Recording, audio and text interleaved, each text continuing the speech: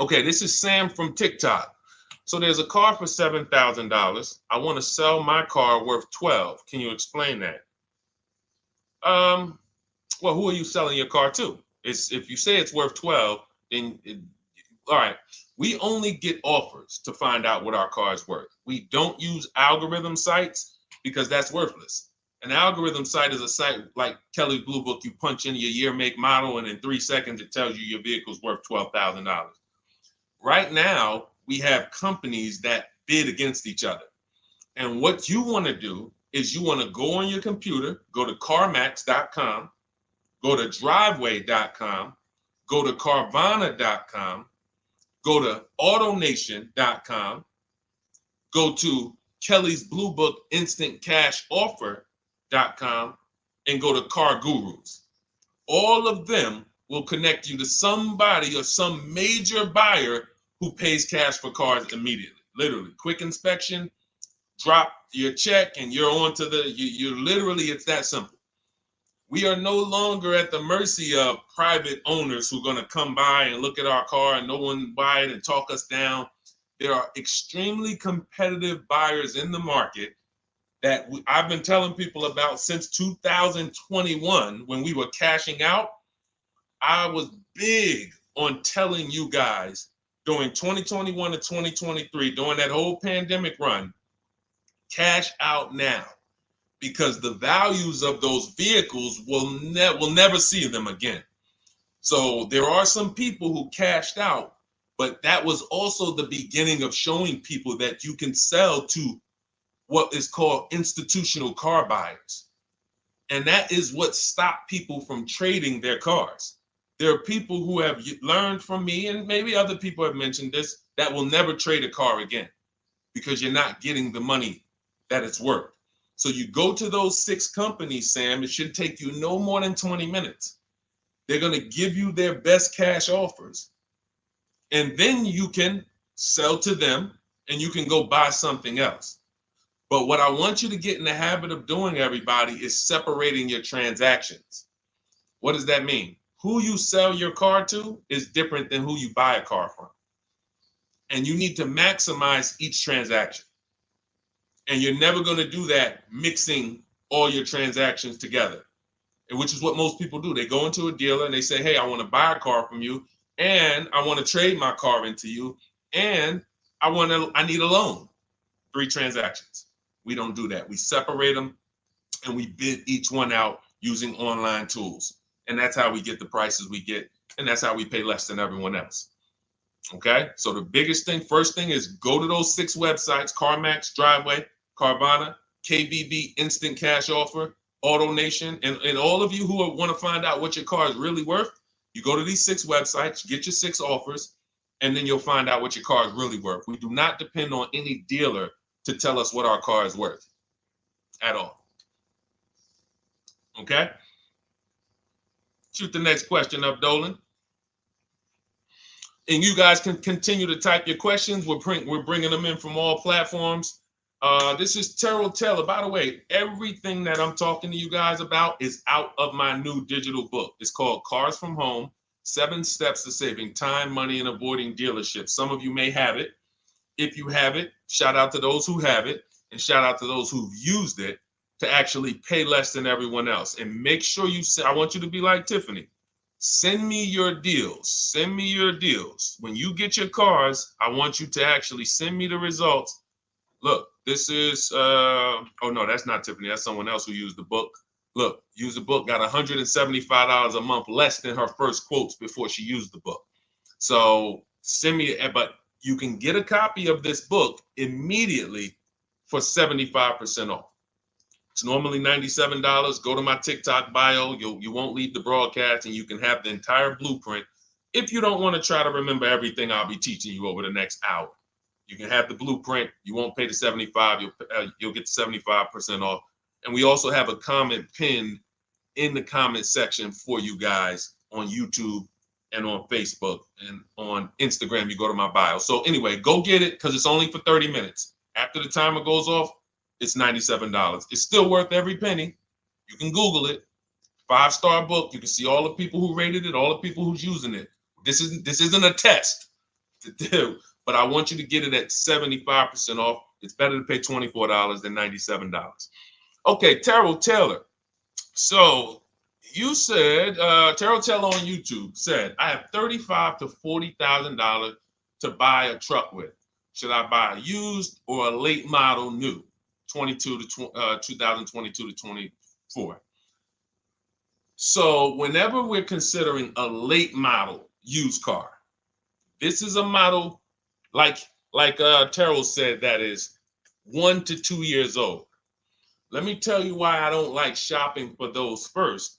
I like to shop for a new price first. Whenever you are buying 1 or 2 year old used vehicles, you have to realize something. How do dealers get used cars? Trade, or they get them off lease, they buy them. When you have not waited 3 years, you're not going to see a lot of used vehicles in that option because most people don't buy a vehicle and then trade it in 2 years. So you're not going to see a lot of 1 and 2 year old used vehicles. I don't like that because when there's not a lot of a vehicle, the people who have that vehicle get to set very high prices that we have nothing to compare it to. And that's a recipe for losing and overpaying. I've had people come to me who are looking like you, and what I say is, I say, okay, shop for a new one first. I'm gonna tell you why. When you shop for a new one first, you get to see what the market value is. So take Sean. I'm showing Sean. Some of you have seen Sean. He got an F-150 Lightning XLT, $73,000 vehicle. Using what we teach and getting bids from home, using the Cars from Home system, he saved $21,000 on a new one. That was his best offer. He got multiple offers because we always get at least 5. So his best offer, he saves $21,000. If he had gone to look for a 1 or 2 year old one of this, he would have never known that the new ones he can save $20,000 off of if he shops right. Now, some vehicles, it might be $7,000 off, $10,000 off, $5,000 off. The point is, until you know what the new market is for a vehicle, you can't shop a 1 or 2 year old one. Because what happens if you shop a 1 year old version of what Sean got and he goes and he pays, he pays 65 for it because he thinks, or let's say 60. Let's say 60. A brand new one, 73. Someone else is charging 60. All right, it's 2 years old. Let me get that one. Not 15 grand off. Problem is, he just overpaid for a vehicle because he could have got a new one for less than he got that 1 or 2 year old one. That's why the recent shoppers, anytime you guys are shopping 1 or 2 year old, you have to shop new first to find out what the market is. Now, in my book, I have my strategies for shopping new online and shopping pre-owned. It's totally different. Pre-owned, you want to go to all the marketplaces. If a vehicle's not on a marketplace, y'all, don't shop. Don't look at it. What does that mean? You ever walk into a used car dealer and you see a used car, but there's no price on it? Type a $ if you've ever experienced this. If you've ever looked at a deal, you've been in a dealership, you see they have a used car, there's no price on it. Type a $ if you've experienced that. Okay, I see you, Terrell. Okay, perfect. I see you, Don Dickey. Okay, perfect. All right, we have enough people. All right, Makeover Forever Studios. I see you. Okay, Todd May, I see you. So this is a common thing. When you go and look at that vehicle, the most dangerous thing to do, I see you, Tony, is to negotiate on a car with no price because they can make the price up. When a car is on a marketplace like cars.com, carfax.com, carguru.com, carvana.com, carmax.com, these are all the marketplaces we shop for used cars at once. It's like a big round robin for us. This is how I want you to shop. Now you must be competitive or no one's coming. Now there's some people who try to pull a tactic. They'll list a car for 20. They have no intentions on selling it for 20. But they want you to come in and then they'll charge you more, fees, makeup fees and all of that stuff. That's why we always call beforehand. But we know the power is online. The competition is online. So when you're looking, Terrell, you're either deciding, all right, I'm either going to look for a new vehicle, find out what the market price is for the vehicle I'm looking for and how much I can save. What's my best offer? You need to get at least 5 offers. I'm telling you, it's going to be big differences. You have to prove this to yourself. Call around. If you want to do it manually, you don't have my book, do it manually, call around, speak to sales managers. You are going to see it's going to be a $5,000 to $10,000 difference minimum between all of these dealers' offers, minimum. And so then you want to look at the pre-owned options. Then you look at the pre-owned options. And the pre-owned options will tell you what the market is. And so this is only for you who are looking at recent model cars. If you're not looking at 1 or 2 year old pre-owned, this doesn't matter.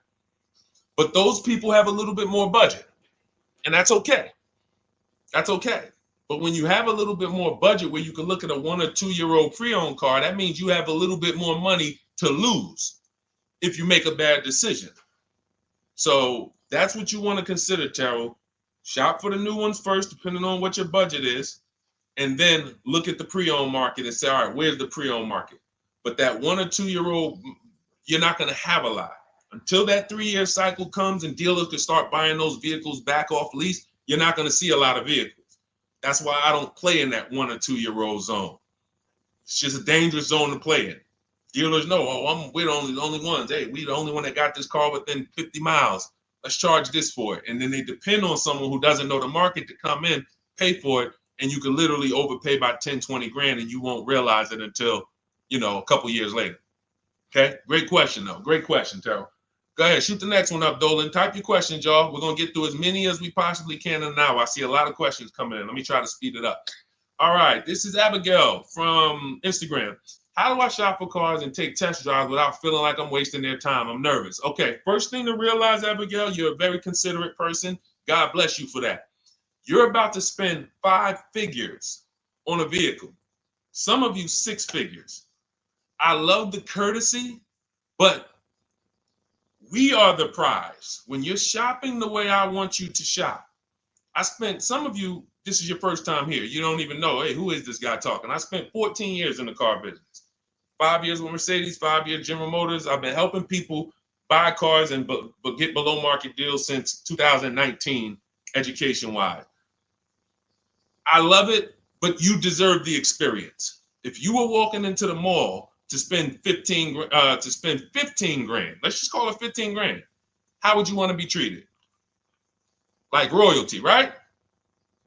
Right?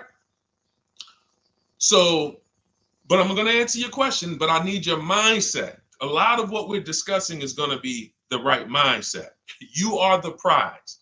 That's why I don't want you going to dealers begging for discounts anymore. I want you sitting at home making dealers bid. This is how we do test drives on new cars and leases. New cars and leases. This is how we do test drives. I have it in my book because it's that serious. You're either going to have a great test drive or you're going to have a horrible test drive experience. We call and we ask the dealer, who's the most experienced person there? Who does everybody like? Who's the person that, has been there for a long time, just has a great reputation? Oh, that's John. John is just, he's been here 20 years. Everybody loves him. Okay, can I speak to John? Hey, John, my name's Deshone. I'm interested in the Honda Pilot. I just like to test drive it. I'm in the process of deciding what I want. And, do you have this particular model? You have one there that I could test drive? John, because we asked for the best person, we're typically going to get somebody who is not going to lie, usually. Not a guarantee, but taking these steps, I know these guys. I've been in this dealership. I know most dealerships have one person there who has a good reputation and who cares about that reputation. If you're enjoying this content, hit the like button, y'all. And Keith, y'all killing the likes on TikTok. Shout out to everybody who's hitting the likes on TikTok, to double tapping the screen. Appreciate y'all. And shout out to everybody who hits the like button. When we get there, we meet with John. We test drive. John, thank you so much. Can I have your card? I'll leave you my information. And if this is the vehicle I want, I'll be in touch with you. Perfect. Oh, Deshone, we don't sit down? We don't think, no, we never sit down. I'm telling you that there are things you must unlearn about the shopping process if you're going to win. And what does winning look like? Getting the most money off in the least amount of time. There's no leverage that you have when you sit down and try to negotiate with a car salesman. Every single dealer around you that wants to compete for your business, you can't talk to them while you're sitting in one dealer talking to a car salesman. That's why we don't do it. We get a card. Thank you so much. Listen, if this is the one for me, I'm going to give you a call. Simple. Pressure's off. There's no pressure in our system. You can't pressure us. That's what I want you doing. New cars, leases, that's how you test drive. 20 minutes, you're in and out. And I'm a car salesman at heart because that's what I am by profession. I would never develop a system that would allow you to waste car salesmen's time. I just wouldn't do it. I developed a system that when our people go get cars, look at Ansley. When our people go get cars, Ansley just got his lease, 1% lease, $58,000 Infiniti. Look, started the process Saturday, accept the deal Monday, all by email. $58,000 car, he's paying $554 a month, no down payment. We have tons of these. None of these people spent, look at Jared, lease like a boss, $569 a month down to $520, Volkswagen Tiguan, no money out of pocket. Let's go to a purchase. Pierre, pre-owned car purchase, got his 2022 Mazda, got a 20% discount off the original MSRP. This is 30 minutes. We are not spending more than 30 minutes in dealerships. Who doesn't want to spend more time in dealerships? Type me if you're like Deshone. I don't want to be in dealerships that long. You thought you had to be in dealers to save the big money, right? You thought you had to be in dealers to save the big money. I'm showing you as someone who pays less than everyone and who teaches people to pay less than everyone. Look, Kimberly, $20,000 off a Maserati, shopping from home. Because when you can talk to more people at once, the discounts fly off. And you see that all these dealers want to compete. So what you want to do, the best thing you can do to not waste people's time, Abigail, is to shop from home the right way. Because when you shop from home the right way, you realize it's only a few things you need to be in the dealership for. That's your test drive. I just told you how to set it up. With used cars, we do it at the end. But we're only there for a second. In fact, when you go to pick up your car, they're going to tell you, thank you. This was one of the most easiest deals I ever made in my life. Because you came in, you emailed us, you knew what you wanted, you gave us the information we needed, we made you an offer, you knew what you were decisive. We have all these scripts. By the way, in my book, I have all the email scripts. You don't have to even think about what you're going to say. It's literally copy and paste, copy and paste, copy and paste, copy and paste when we're shopping for new cars and leases. With used cars, before I go to the next question, I want to hit on the used car process. Used cars, we must test drive at the end. We can't test drive used cars over here and then go and buy another used car over here. So what we do when we narrow our choices down on all these marketplaces to our top 5 favorite vehicles, we need to verify that there's no bogus fees. When I was shopping for my Infiniti truck, I narrowed it down to 4 vehicles. But I'm going to tell you something that's the most, who's bought a used car in their life? Type the letter U. I need you guys to program what I'm about to say into your brain cells for the rest of your life. Type the letter U if you bought a used car or if you plan on buying a used car one day. Type the letter U. All right, I see you, Michael. Don Dickey, okay. Terrell, I see you. Blizzy, Tony, okay. Lori, I see you. Victoria. Anybody who plans on this, let me tell you how. Okay, let me tell you how. All right. See, when I'm about to reveal big stuff, I got to kind of see how I want to say it. The marketplaces that we go to look at used cars on, They're never going to tell us what a great price is. And I'm going to tell you why.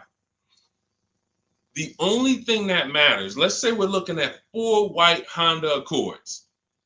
4, they're all white. These are the cars we want. We've narrowed it down. We're looking at 4. They all got similar miles, and they're asking price is $20,000.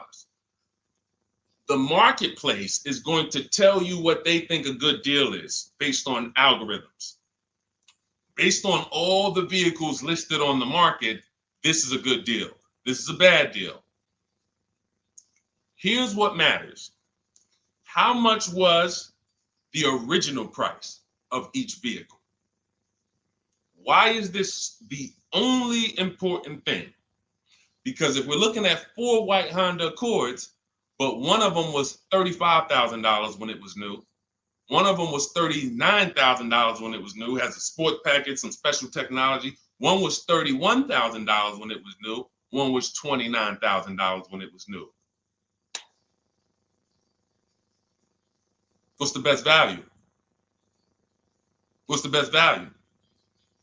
You see how we clearly just went from, wow, all of these vehicles look the same, similar price, similar asking price. But once we found out, wait a minute, this one right here was $38,000 new.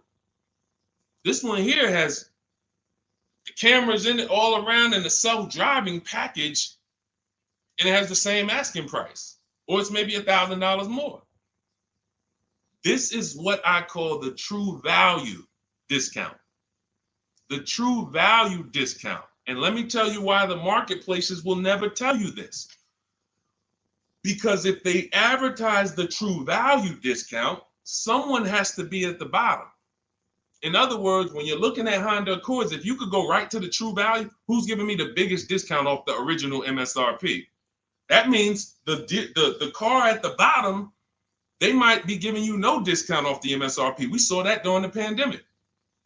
It was people selling, who remembers people selling Toyota Camrys, 3-year-old Toyota Camrys for the same price as they were when they were new? There was some deal, everyone wasn't. I know a couple dealers, I know a couple general managers who run dealerships who are ethical. And they said, look, I don't care what the market does. I can't sell a used vehicle for the same price it was when it was new. I'm not doing that. Because when that customer comes back in 3 years to deal with me, I'm going to have to help them again. And if I bury them in their car, then I'm not going to be able to help them. But there were plenty of people who was. The true value discount is all that matters, which means we have to know what the car was new. We have to find the Maroni label. We have to go on the Carfax. We have to go to where the window sticker is and get the original price. And then we'll clearly see, oh, that's the best used car. And no one else shops like that. No one else shops like that.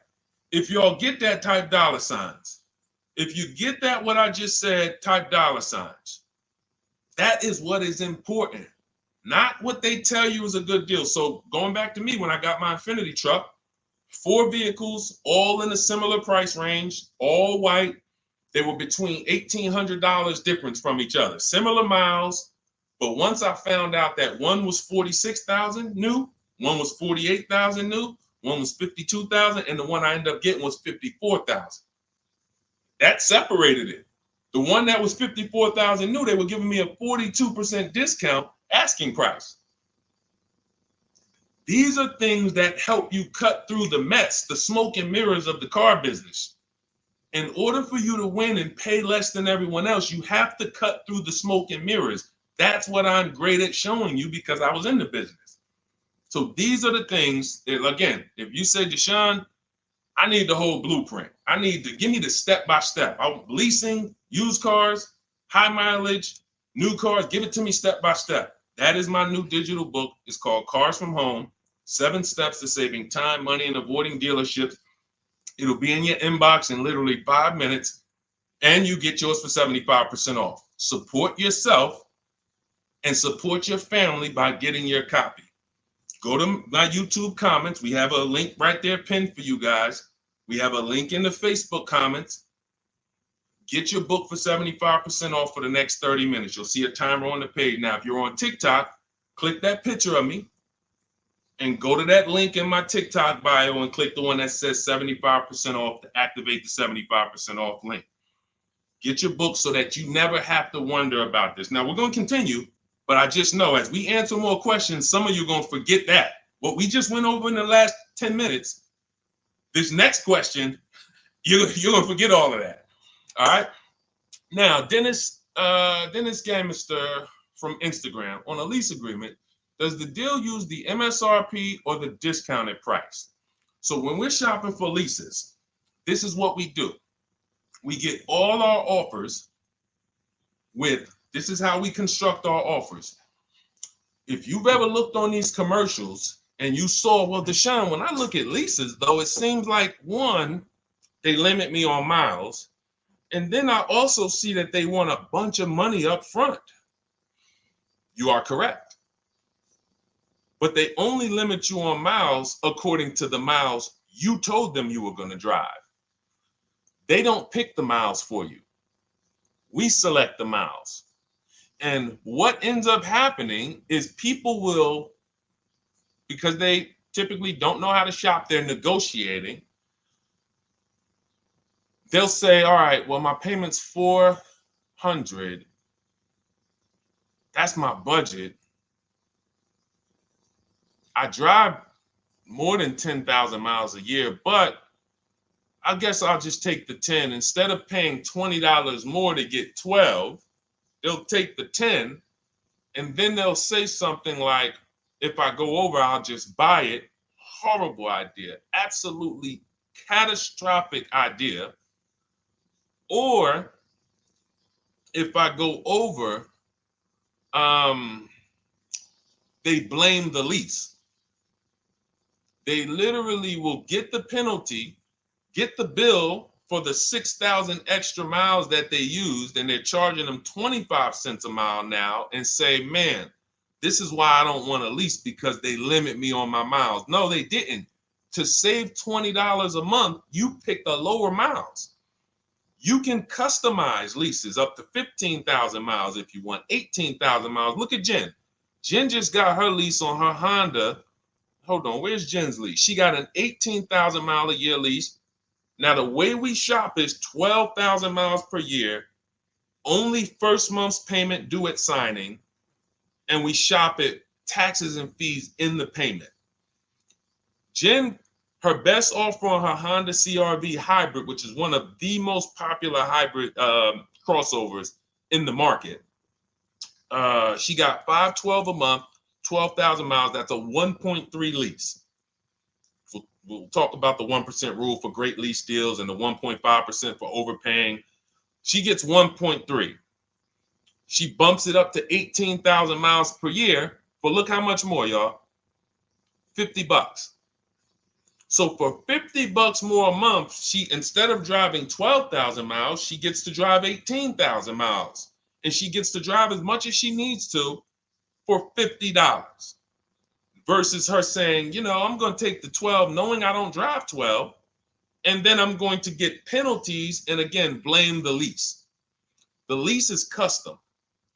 And the first time I learned about high mileage leases was when I was working at Hyundai. I was a manager at Hyundai for a short period of time. It was a highway dealer. The guy ended up going to jail. It was typical, like, you know, I've worked in some dealers, some phenomenal dealers, but this one was like, if you ever could imagine the prototypical highway scam dealership, I mean, this was it. So I was only there for 6 weeks, but I was a manager, and what I saw was I was taking care of this guy's lease who was just finished with it. He had 72,000 miles on it, and I went out there and I said, wait, you leased this? 72,000 miles? He said, yeah, I always lease now. He said, I used to come in every time I bought a car, my negative equity was ridiculous, $15,000, $10,000. I had to keep writing these big checks. And I just said, you know, let me switch to leasing. A customer taught me about high mileage leasing. That's why when I say car salesmen aren't trained, they're not trained. We learn things by intuitiveness and curiosity, and you know, we're not trained on finance and insurance and leases versus buying, none of that. You know, so anyway, I said, wow. And so I looked at his payment. This guy is only paying like $175 more a month, not even, to drive 25,000 miles a year. So if a normal Hyundai lease was $299, he's paying $450, $475, and he's driving 25,000 miles a year. Boom, drops it off, Boom. No negative equity, none of the trash that most high mileage drivers are dealing with. So when we are shopping for a lease, we have to shop with our template. Whenever you're getting your lease quotes, it's 12,000 miles a year, first month's payment only due at signing, taxes and fees in the payment. Assume tier 1. That's what we blast out. In my book, I have something called the 25 to 5 strategy. We connect with 25 dealers online. You use my email scripts, copy and paste. We're going to get 5 offers. This will take you. You saw Ansley. He said, I started it Saturday. By Monday, I accepted a deal. This doesn't matter. This is a 24, 48-hour turnaround to start getting offers on these vehicles. Now, once we're looking at offers, we take the MSRP. We take the monthly payment. We divide it into the MSRP. So let's just say we're shopping for a vehicle. It's $40,000. One of our offers is $400 a month. $400 a month. No money due at signing, just $400. We drive off. We divide that into the MSRP, not the selling price, the MSRP. So now we divide that into 40,000. We can see and we multiply by 100. That's a 1% lease. The 1% lease rule has been around for the last 20, 30 years. If you could lease a vehicle and the offers is under 1% of the MSRP, it's a steal. Great value. Because a $40,000 vehicle with no money down to buy would cost probably $800 a month on a 5-year loan.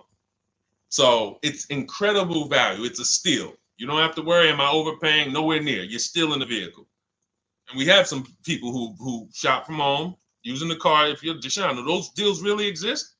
If you're on YouTube or Facebook, you can see right now, look, Greg got a 1% lease on his Kia EV6 Win, $527 a month, $56,000 vehicle. Look, Zafrina, $579 a month, $65,000 vehicle. Ansley, you saw Ansley's Infinity. Rosalie's Infinity truck. Right here. Look, it's paying $592 a month, $59,000 vehicle. 1% lease deals are out here when you know how to shop. Now, that's a steal. That doesn't mean that's the best. That doesn't mean, if I can't get a 1% deal. In order to get a 1% deal, you have to not just shop. You need major support from the manufacturer. The lease program has to be good. The rebates have to be good. The residual value have to be good. The money factor, which is the interest rate, have to be good. There's a lease program that no dealer can control. So when we get these offers, that's how we're judging them. Divide the monthly payment into the MSRP. In my book, I have a calculator that I created where we put all our offers into it, and then it spits out what we call counter offers. So we get 5 offers, 7 offers. We put them all into this calculator I created. Again, this is the best $24. If you get there for $24 before that 30-minute timer and you get your copy, it'll be the best $24 you ever spent. I hold myself accountable to that. You can Google the book and read the reviews. There's software that we created that that's how you're judging your leases. You're looking and you're comparing to the 1% rule. Now, when you get to 1.5%, we can't make those deals. We're paying too much for a vehicle that we're giving back. We have to see, there was no indicator before I created the 1.5% rule. As much as I love educating people on leases, the only people who should be leasing is if you're not keeping your cars 8 years. All of you long-term people who you keep your cars more than 8 years, don't think about leasing at all. You should be shopping for below market purchases. But if you're not keeping your cars 8 years, you're losing thousands of dollars not leasing cars. Depreciation is where you lose. Resale value is where you lose. So the 1% rule is what our anchor is, but 1.2 is great value. 1.3, great value. 1.4, good value. 1.5, good value. Anything over 1.5, now we're paying too much for a vehicle that we're giving back. So that's how we're judging. That's how we're judging and comparing our lease offers. And with the calculators that are in my book, you can literally do this in seconds. This stuff, these mathematical things that used to be complex, even hard for me to explain, when you're using the stuff in my book and you're seeing, wait, There's calculators I can do this. Boom, boom. Why don't these calculators exist on Google? Because anything that makes dealers compete, they're not going to make for you. They'll make stuff for you that allows you to see more and do this and make it easier and faster and connect to get a loan quick. But competition, any tools that create competition, they're not going to make those for you, because that's where the real money comes off when you make dealers compete. Okay, so you want your copy of Cars from Home, 7 Steps of Saving Time, Money, and Avoiding Dealerships. Click the picture of me on Instagram or TikTok. It's going to take you to my bio. You won't leave the broadcast. Click that link, and then click the button that activates the 75% off, and you'll have 30 minutes. Once the timer goes to 0, the $97 price is what you have to pay if you want it. It's up to you, but $24 is much better than $97. $97 is still a great price. I have no doubt that you guys would write me, especially the more you use this. 1, 2 cars, 3 cars. You get 1 lease this year, a used car next year, a new car in about 4 years, and Deshone, what about when websites change? What about, this is an online system. Websites go out of business. Vroom went out of business. They were in my book. We used to get bids from them to sell cars to them. When we were shopping for used cars, they were in my multiple marketplace strategy. They went out of business. I went right into the master file, updated the 9,000 people that had a book. It was probably like 2,000, 3,000 at that particular time. And the next time people opened the book file, there was no room. That's why the book is digital. That's one of the reasons. You'll see the other reasons is I have scripts that I link you to. I have PDFs I link you to. Videos I link you to. I couldn't do this with a real physical book. So again, in the YouTube comments, in the Facebook comments, we have a link for you guys to get your book at 75% off for 30 minutes and use it. All right, Dolan, shoot the next one in, brother. Let's go. How old of a used car should a person buy? That's based on budget. I like to start with, when we open those marketplaces, Tony, you want to start with the most recent cars. The first thing you're doing when you open up the marketplaces, y'all, first of all, we're creating accounts. Out of all those marketplaces I named, 6 or 7 of them, we use 8. We use eBay Motors, we use Carfax.com, we use Cars.com, Autotrader.com, CarGurus.com, Carvana, CarMax, Driveway, and that's 8. 7 of those, or 6, allow us to create an account. Why is it important to create an account? So that every single new car that matches our criteria, as soon as it's listed, we get a notification. The people who have that notification on, most of them don't know how to assess the market like I'm showing you. So even if they get a notification that the car was just posted, they're not going to have the information to take advantage of it. They're going to hesitate. What we do is, the first thing we do after we create our account is we're now assessing the market. Where's the low prices? Where's the high prices? And I'll usually go 3 years back, sometimes 4 years back, and let's assess the market. Now, I have another calculator in the, matter of fact, let me show this to you guys. I have another calculator. It's called the Perfect Budget Calculator. The Perfect Budget Calculator. What this does, you guys can't see this on YouTube, but you can see it on you can't see this on TikTok. But if you go over to YouTube, Facebook, or Instagram, you'll be able to see what I'm sharing right now. Now, what often happens is, let me share this. Hang on. Boom. Okay. So now what often happens is, a lot of you will say, I could put down $2,000, but, if I don't have to, then I won't. Or, if you get a car and you pay $15,000, if you pay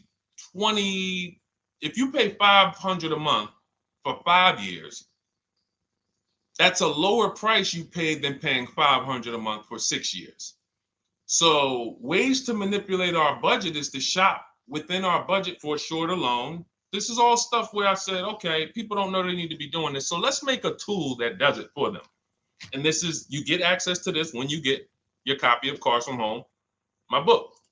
So let's say we do something called an equity assessment. Everybody who has a car, remember I was mentioning a little while ago, we go to these websites, Driveway, Room, or all these, and we find out what our car is worth. Let's say you're like, man, okay, if I sell my car to CarMax, I'm actually going to have $3,200 of equity.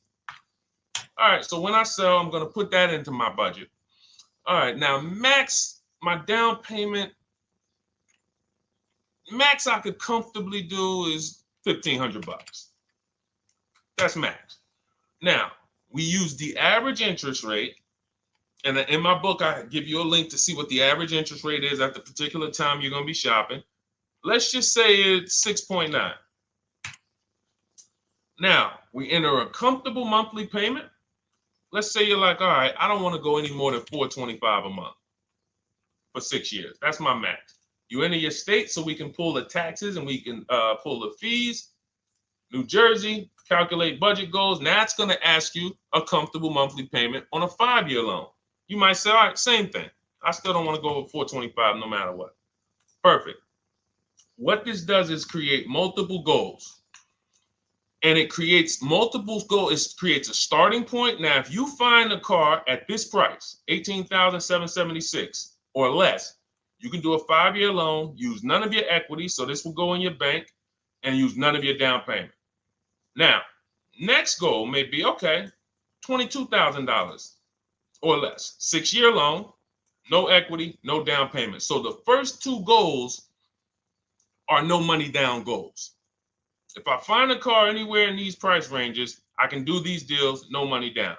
Now, this is one where I use my equity, but no down payment.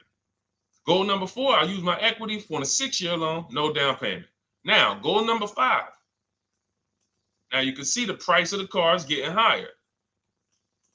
Use equity, use my use equity and down payment, but it's 5-year loan. And then here is your max budget. Your max budget, which is fine. There's nothing wrong with if you find a vehicle that, once you use this and you find the best price vehicle, as long as you are under this number, you are fine. The problem is when you go over that number. The problem is when you go over budget. All of these goals are your budget. So when I got my Infinity truck, I got my goal out. It was my fourth goal. Now, this is how you make sure when you go out to shop, and look at the top. What does it say?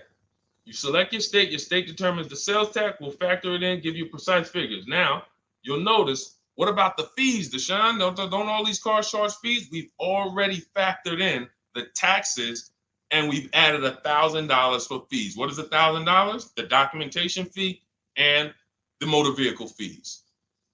It's all in there. So you can go out and know that's my max budget. I cannot buy a vehicle, make a deal on a vehicle where my purchase price is more than $26,729.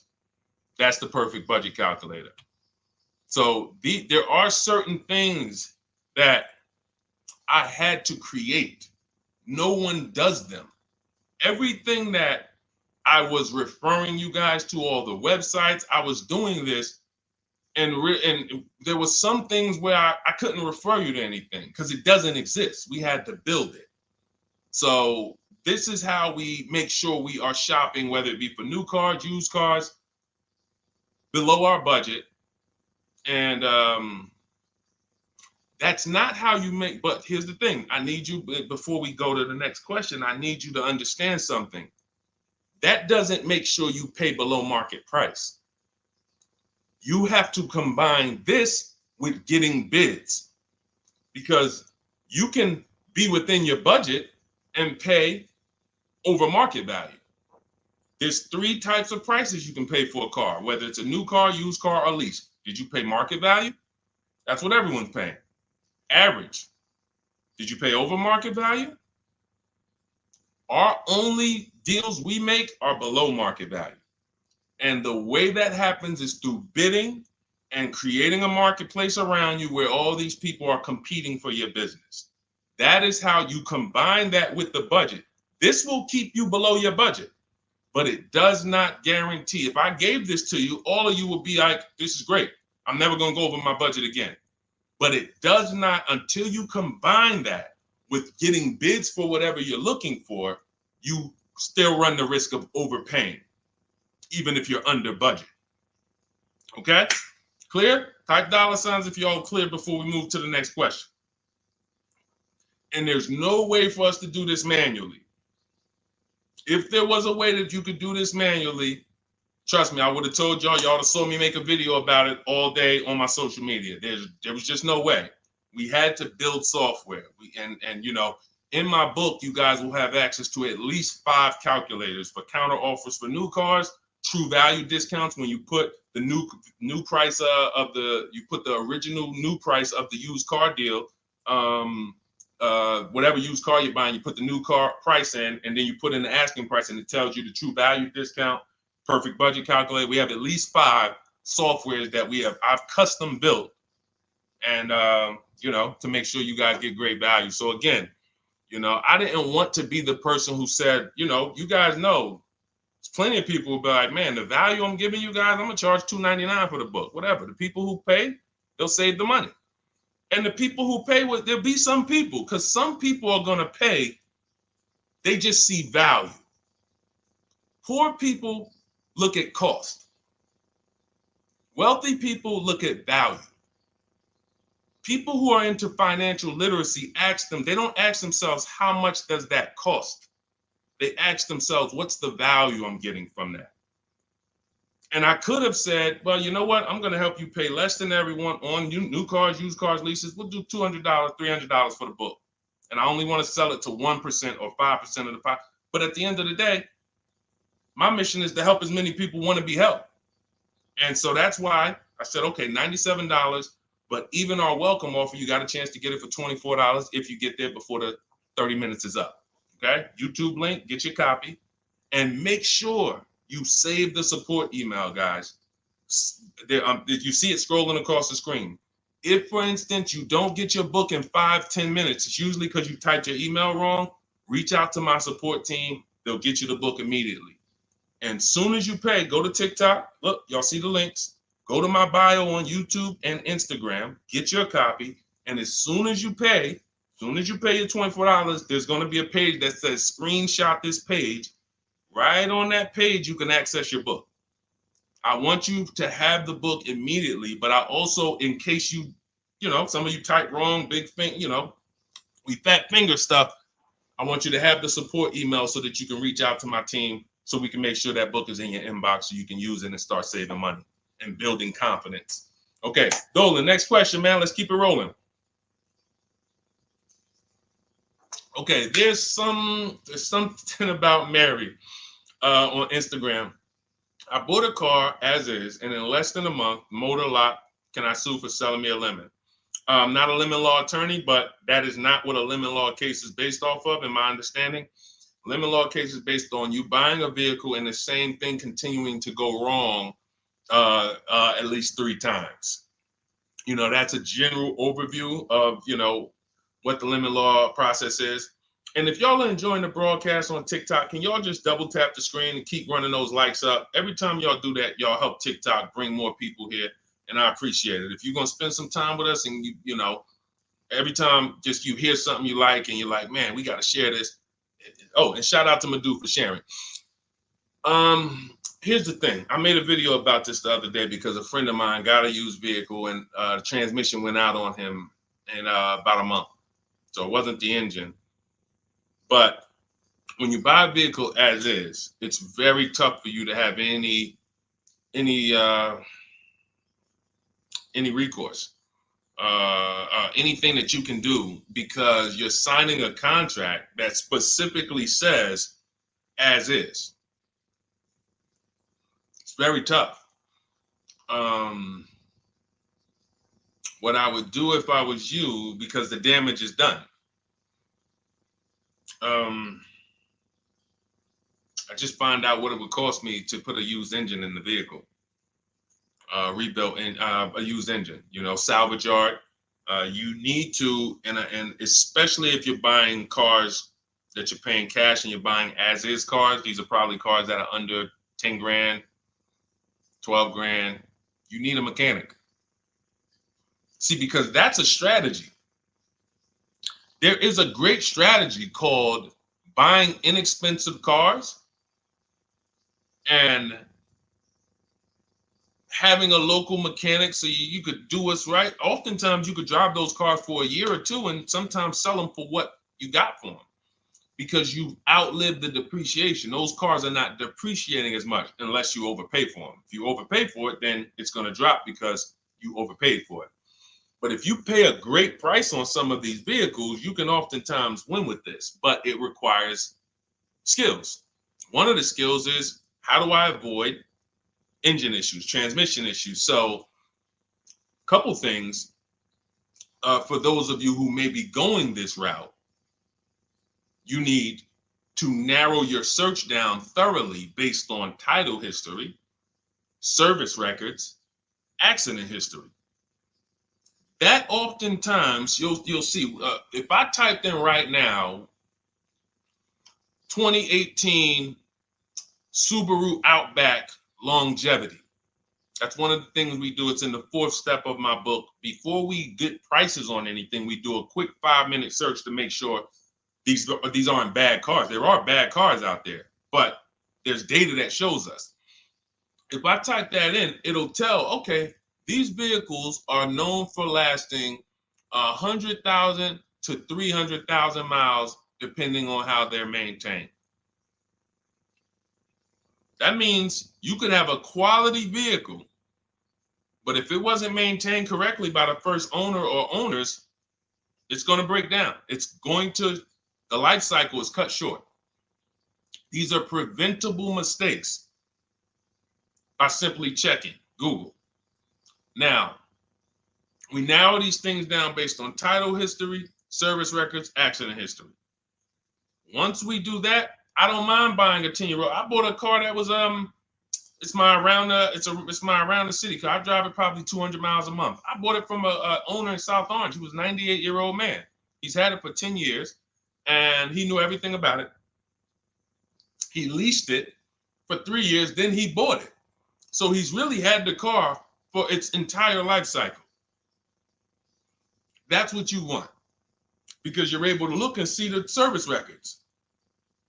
I don't mind. We have to take the risk off of ourselves, and the risk off of ourselves with used cars to prevent ourselves from buying these used cars that are breaking down on people and they're always in the shop and, they're dying on the road and you got to keep the tow truck on speed dial. It's simply a matter of checking to see the reliability records of the car, which is easily accessible on Google, the way I just said, and then making sure the one we get was actually maintained correctly. And that's going to give us the best chance of having a great experience. These are the steps we must take. But in your particular case, there's probably, I don't think you have a case. You can certainly reach out to a lemon law attorney. I don't think you have a case at all. I think because it's buyer beware with cars. It's buyer beware. That means it's on you. If something goes wrong, it's on you. And so what I would do is I would find a local mechanic that I trust, that everyone loves in the neighborhood, and I've been there for 10 years, 20 years. And I would say, listen, can you find out what it would cost me to put another engine in this vehicle? My father did this on his GMC Envoy about 6 years ago. It was a 2008 Envoy. The engine went out on him. He put a new engine in the vehicle. One of the best $2,000 he ever spent, $2,000 or $2,500, whatever it cost him. They put a new engine in that vehicle. He still has it. He's about to sell it for about $4,000. He's had that vehicle from 2013. Think about that. A lot of people, engine goes out, they sell the car. It's worthless now, so they take the loss. Meanwhile, man, let me come up with $2,500 and I still got no car payment for the next 6 years. We don't need to be so quick to go replace our cars. If we follow these strategies, we can actually, I love to see more people doing that. Just go fix the car. But don't go to the dealership to fix it when they tell you, hey, the engine's gonna cost $10,000. And what does the dealership say, y'all? When you have these major issues and the dealership tells you the transmission is $7,000 and a new engine is $10,000, what's their suggestion? What's their suggestion when they tell you that? Because they already know you're gonna be like, yo, what the heck? I can't pay all of that. What's their suggestion?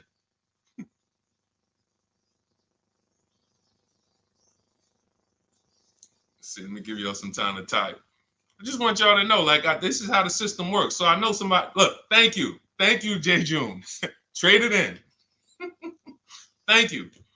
You see how we can, oh, look, NY Anderson, buy a new one. So what they do is, exactly, Victoria, they're going to suggest a new vehicle.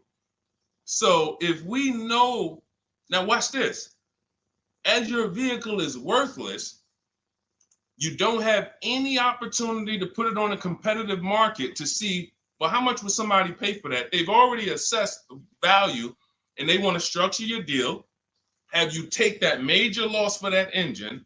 They're going to put the engine in for a lot less than that and they're going to resell it. And now they sold you another car.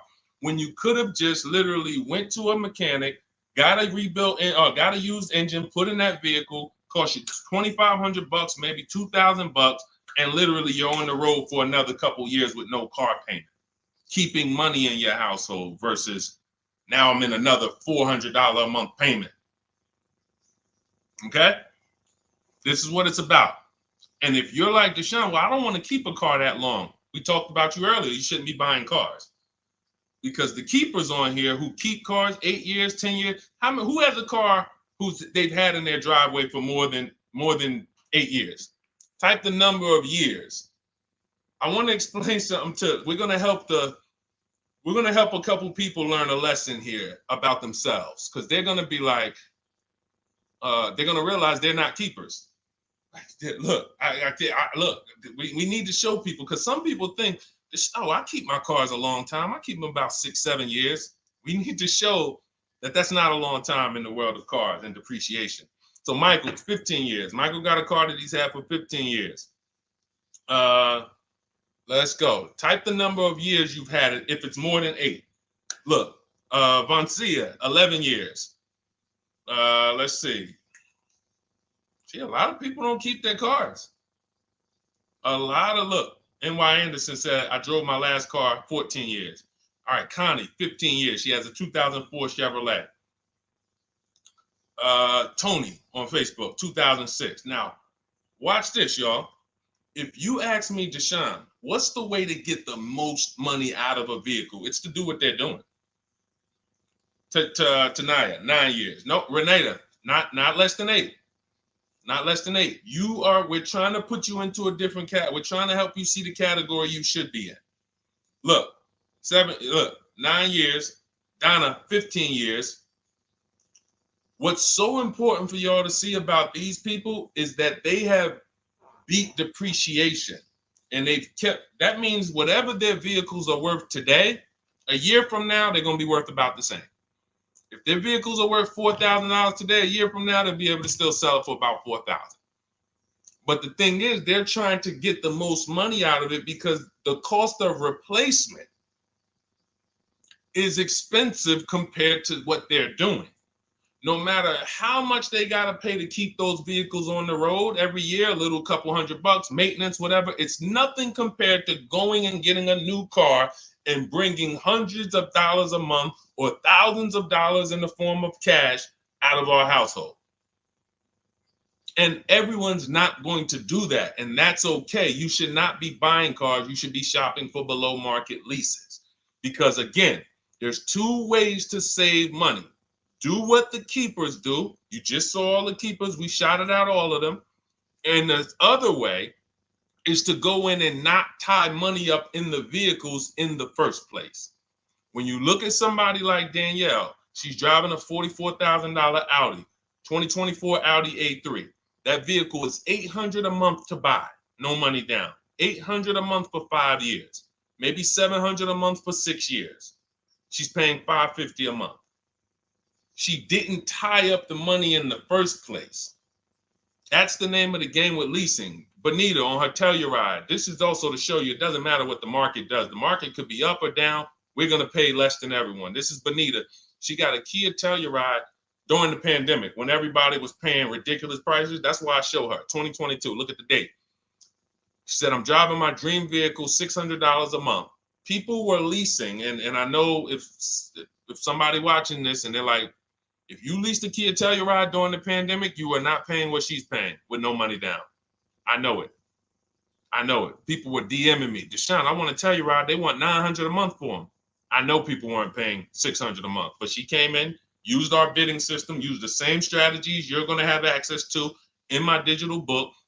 She got $600 a month from home without being in a dealership. Her dream vehicle. This is how you win.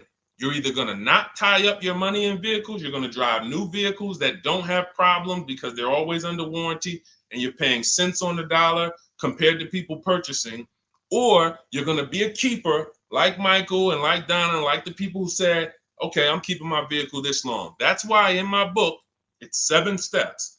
But the first step is to ask yourself how many years you're keeping your next vehicle. That is the first question I would ask you if you and I were shopping together. My first question to you would be, Michael, how many years you want to keep the next vehicle? 8 or more or less than that? If you said to me, Deshone, I'm going to keep it at least 8. All right, let's go for the purchase. New or used, depending on budget, but we're purchasing. We need to find a below market purchase. If you said, Deshone, I'm 6 years max. I can't see myself keeping a car more than 6 years. All right, we're going to shop for a below market lease. Because the money you're going to spend in a below market lease, when you get these below market lease deals, not commercial leases, not what you see on advertisements. Those are ridiculous prices. We don't pay those prices. None of these people that you see, Greg, Charles on his Palisade, none of these are advertisements. They're thousands less. But when you're putting money in the cars and you're driving brand new cars, this is how it was for me when I was 22. This started for me at 22. I was working for Pontiac and I leased a brand new Pontiac G6. It was $256 a month. $256 a month. It was like a $21,000 vehicle. Same time, I had a friend of mine. She got a I don't want to say it because she might be watching this, and this is no shot at her. I didn't understand enough to teach her back then because I was new in the business. She went and she bought, let's call it a Honda Civic. Now my car was bigger because the G6 was a mid-sized vehicle. The Honda Civic is a compact vehicle, but she bought it. $20,000 vehicle, 22, whatever it was at the time, paying almost $500 a month. Like that's a $500 payment. That's what it is. So my young household, I got a newborn daughter. I got a new car I'm paying $256 a month for.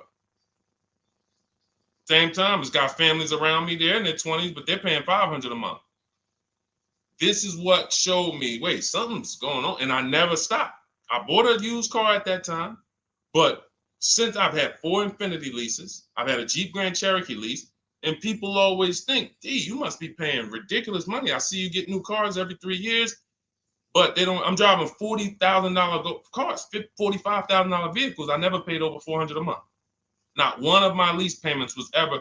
I remember I got this Jeep Grand Cherokee, and it was a $35,000 Jeep Grand Cherokee Laredo, 2018. When I got my offers, the best offer was $330 a month. 12,000 miles per year. And that's what I was driving. If I was driving 15, I would have bumped it up to 15,000 miles per year. I got $330 a month. I went in there and I gave them $330 for that Jeep Grand Cherokee and I drove off. $35,000 vehicle. This is what I'm telling you guys. This is what is called deal structure.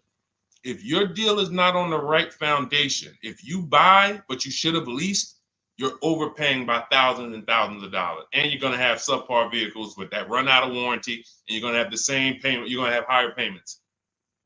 I need you out of these two categories. I need you in one of these two categories. I'm either going to keep my vehicle long enough to beat depreciation, 8 years or more, or I'm shopping for a below market lease. I'm not going to be stuck in the middle no more, buying vehicles and then selling them while they still have a loan on them, negative equity and all of this stuff. This is paramount. Okay, the buying versus leasing thing. I need most of you to put this to bed today. And I think I'm one of the only people that goes into buying versus leasing by the numbers. It's not opinion based. It's not, oh, I think you should lease if you're, depending on the car here, it doesn't matter the car. Doesn't matter the car. You can see Teddy's, let's show Teddy's luxury. Teddy got a BMW. Doesn't matter. He wasn't going to keep it 10 years. Look, goes on a BMW 2024 i4 M50. It's a $73,000 vehicle, $856 a month. $856 a month. Look, he said the dealer's initial offer came in at $937 using the counter offer calculator. Using the counter offer calculator, he counted at $829, $856. If you just jumped on the broadcast, I showed you some of the calculators that I created that are in this book. In my book, there's a reason it's 5-star rated. There's a reason people that you can go read what your peers say about that book. Get your copy for 75% off. It's in my TikTok bio. Click that picture of me. Click the link. Same thing on Instagram. Go to my bio. Click the link, and you'll see a button that activates a 75% off book. And if you're on YouTube or Facebook, it's in the comments section. 30 minutes only. Get your book so you can have access to all of this. Unless you just have an incredible memory and you can remember everything we talked about over the stream, but none of you can. I know none of you can. That's why, I couldn't even do it. It's just too much. We're talking about used car strategies, new car strategies, lease strategies. You guys, you're not gonna remember all of that. But anyway, let's go. All right, I think we got time for a few more. Go ahead, Dolan, keep it rolling. Make sure you guys screenshot the support page. As soon as you pay for your book, the book is on the thank you page. Remember that. I don't want you, I send you the book 2 ways. As soon as you pay, it says access your link below, open it. You can click it and save it right to your phone or computer right then and there. If you do not save it right then and there, make sure you screenshot the support page or use the support email that's scrolling through the screen. This is not for questions. Do not send me general car questions here. I don't answer questions by email. That is strictly for those of you who have your book and you're like, or you paid for the book and you're like, okay, where is it? It's usually because the email was wrong. That's okay. Hit that support email so that my team could send you the link out so that you can have your book today and start digging into it and using it. Even if you're not shopping right now, you can still map a plan out. Go ahead, Dolan, shoot the next question up.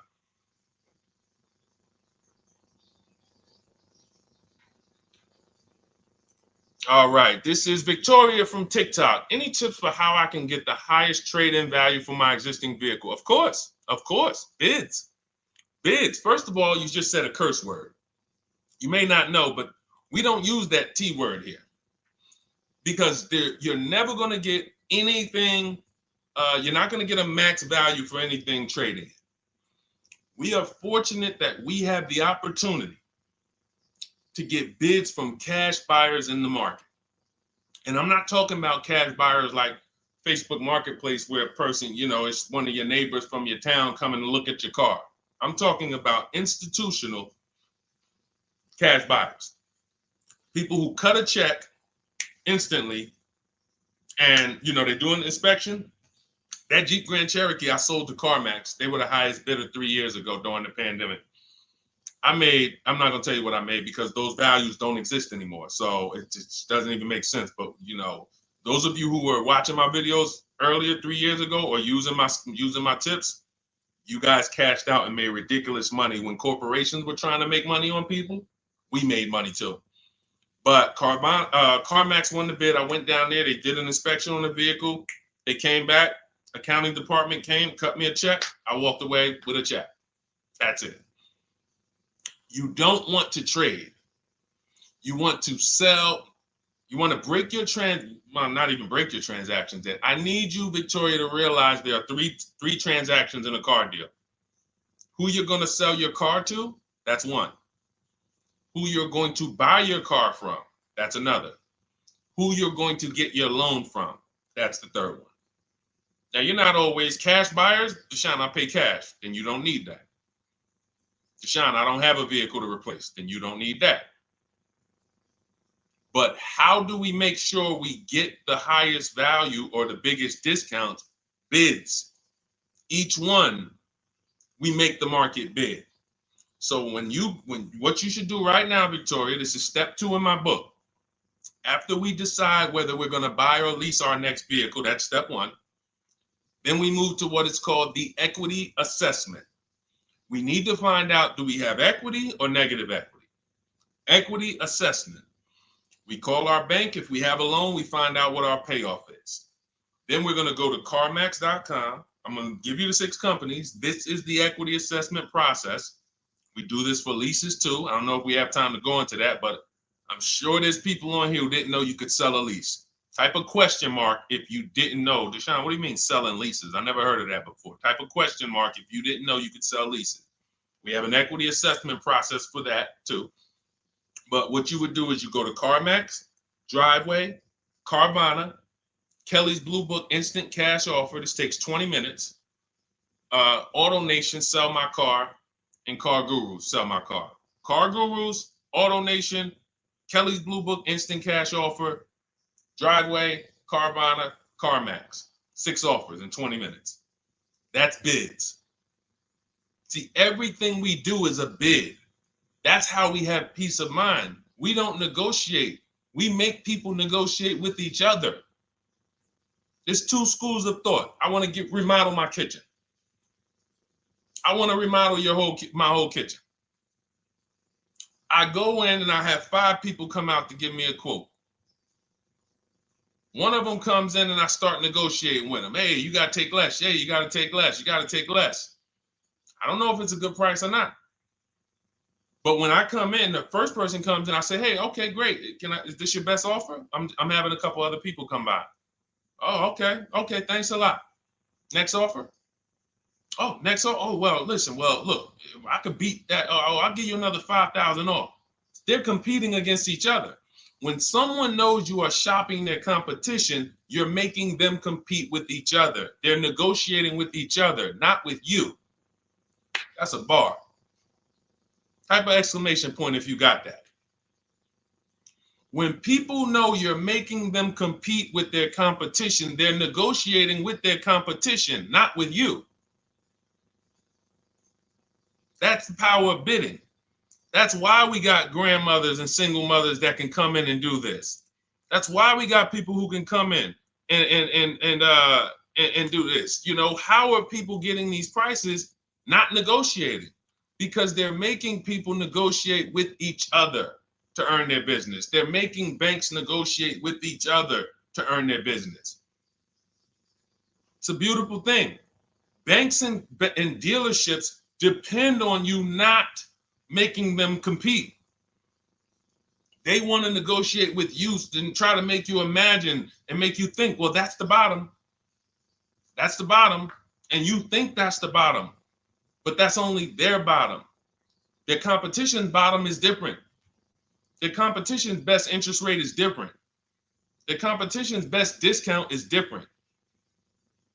And why is what we do so easy? Because we're right here in our houses. That's why our entire system, our company, my book, our mindset is called Cars from Home. Cars from Home. It encompasses everything we do. Cars from Home. So that's what you do, Victoria. First thing you do is you go to those 6 websites, get your 6 cash offers, and that's going to be higher than any dealer you would ever consider trading the car to. Guaranteed. And this also allows us to eliminate the fake emails we get. All of this stuff is computer generated. I know you guys get these emails. Hey, Deuce, great news. We need your 2016 Kia Optima. We have a customer looking for it. We'll pay you $2,000 over MSRP. Who's gotten those emails? We'll pay you $2,000 over Kelly's Blue Book. Who's gotten those emails? Deuce, the list is CarMax, Carvana, KBB Instant Cash Offer, Driveway, Auto Nation, and Car Gurus. Car Gurus. That's step 2 in my book, the equity assessment process. This is stuff we do before we start shopping. Decide whether we buy or lease is step 1. That's going to put our deal on the right foundation. Step 2 is the equity assessment. Everything we do is a path. It's a clear, easy path. Okay, so yeah, I forgot the question that I just asked, but let's go. I could already tell. See, I could tell when I'm winding down because y'all could tell stuff will start blurring to me. That's why I'm like, see, and if that happens to me, I know it happens to you. Like that's why I'm like, listen, grab your copy of Cars from Home. It's a digital book. You'll have it in your inbox in minutes. It has it's continued updates. I probably updated that book 5 times since we originally launched it. Added calculators to it. Those weren't in it originally. I've added the calculators. I'm committed to making stuff better without being like imagine this. Oh, well, you bought volume 1 of Cars from Home, but I just put a new tool in, guys. Now you're going to get volume 2. And now every time a website changes, you got to get volume 2 and volume 3. And 5 years from now, you're getting volume 9 each time. It's like, no, literally one-time cost. And I can't tell you if that'll be around forever. I can't tell you that. I can't tell you 3 years from now, I'm going to be giving free updates of the book. I don't know. But I know today, that's what it is. Everyone who gets their book, you get free updates as I update the book. Because there's value in that. There's value. I could send an email out to people every 3 years and ask them, hey, did you enjoy the book? They're going to say, hey, yeah. Well, here's the thing. My new version is this.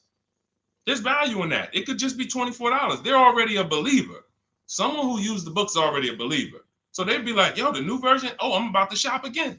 $24. I'll pay it again. It's the best money I ever spent. But for now, I'm not doing that. Those of you who have the book, you will get free updates, and we'll keep you on the list to make sure you always get free updates of the book. So your link for 75% off is in the YouTube comments. It's only good for 30 minutes. It's in the Facebook comments, and it's in my Instagram and TikTok bios. Click those links in my bio. Click the button that says 75% off my new book. Get there before the $97, before it goes back up to $97. And make sure you save the support email, guys. Screenshot the support email. It's scrolling across the bottom of the screen. If that book is not in your inbox in 5 minutes, I want you to email my support team. Make sure you check your spam. And I also want you to, as soon as you purchase, you'll see, I say, hey, access your book below. So there's a link where you can click, open it up, get your book immediately if you want to download it, but I also email you a copy. But make sure you save the support email just in case. And again, that email is not for questions. Okay, it's not for car shopping questions, nothing like that. That's only to make sure you get your book. Okay, so great. Listen, great job. We've been on here about 1 hour and 20 minutes. Great questions. You guys know I like to go into detail in these questions. I would love to be able to get through 100 questions in 1.5 hours, but that's just not the way it works. We're not talking about buying, $100 items here. If we were talking about house buying, we'd have to go into detail. These are major items. This is the most expensive item y'all are going to buy behind your house. Think about that. And think about how many people are there to protect you when you buy a house. Think about how many people have licenses. See how that question got asked earlier? Can they sue if it was a house and they did you wrong? Sure. You can go before the real estate commission. People can lose their license. People can lose their ability to practice real estate. If they did something unethical, you can bring them before a court and a judge, and you can have recourse. You can get, justice. Cars, you got nobody. No one's licensed. The person who's helping you buy your car that you're sitting there negotiating with, which I want you to stop, they might have just got that job. And they didn't get that job because they're a finance expert and they're someone who understands how to help you, because they're not going to ever make you compete against. They're never going to put you in a position where you can make them compete. They'll say, hey, let's negotiate. But here's the thing. That person just got a job because, you know how many people walked in a dealership with a good smile and a good personality? 2 weeks later, they're selling cars. These are the people that are helping you. They're not licensed. They didn't go through school. They didn't go through ethics training. They didn't go through any of this stuff that realtors and brokers have to go through to help you buy houses. So when you get your car, it is on you. That's why you want me working with you. You want my blueprint. You're not by yourself. You're watching my videos. Once you get my book, you can stop watching my social media videos. I don't want you watching my social media videos if you have my book. It's just going to confuse you, because what my social media videos do is warn you what not to do. That's what my social media videos do. Don't do this. The worst thing you could do is this. The worst thing you could do is this. Don't do this. My book is teaching you what to do. It's telling you what to do. It's not an education book. It's a do this first. Step 1, do this, do this, do this. Step 7, hey, congratulations. We're taking delivery. We're not focused on that. So once you get my book, you don't have to watch my social media videos ever again. And I want to say that because a lot of people will get the book and still be watching them and trying to piece it together. You got my blueprint. You don't need those videos anymore. Okay? So always a pleasure, y'all. God bless you. To those of you who have your book, make sure you email me when you pick up your cars, send me all the details. Deshone, check this out. This is what I got. This is what I paid, so that we can bring you guys into the stream and continue to tell everybody about you. So about the results. All right. God bless y'all. I will see y'all on the next stream. Always a pleasure.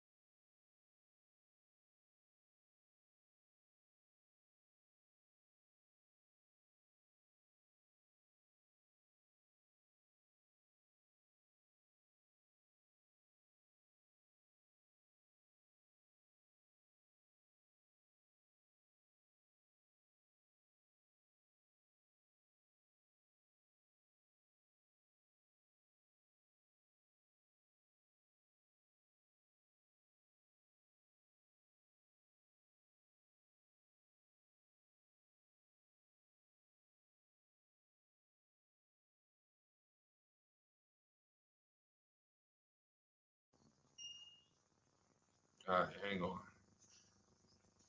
Welcome to Car Shopping Questions and Answers. We are going to be going deep on all your car shopping questions. No question is off limits. And if you don't know me, my name is Deshone the Auto Advisor. We're already up and running on TikTok. We got our first couple questions about to come in, but I need to get back on Facebook because we have to start Facebook, YouTube, and Instagram at the same time, or it's not going to work. So let me it's all good. Stay right there. And I want you guys to start typing your questions. We'll be here for a powerful hour, and I'm just going to go through as many questions as I can in an hour. And we're going to be talking inside stuff. I don't hold back. Some of you know who've been on the stream with me. I do not hold back when it comes to questions and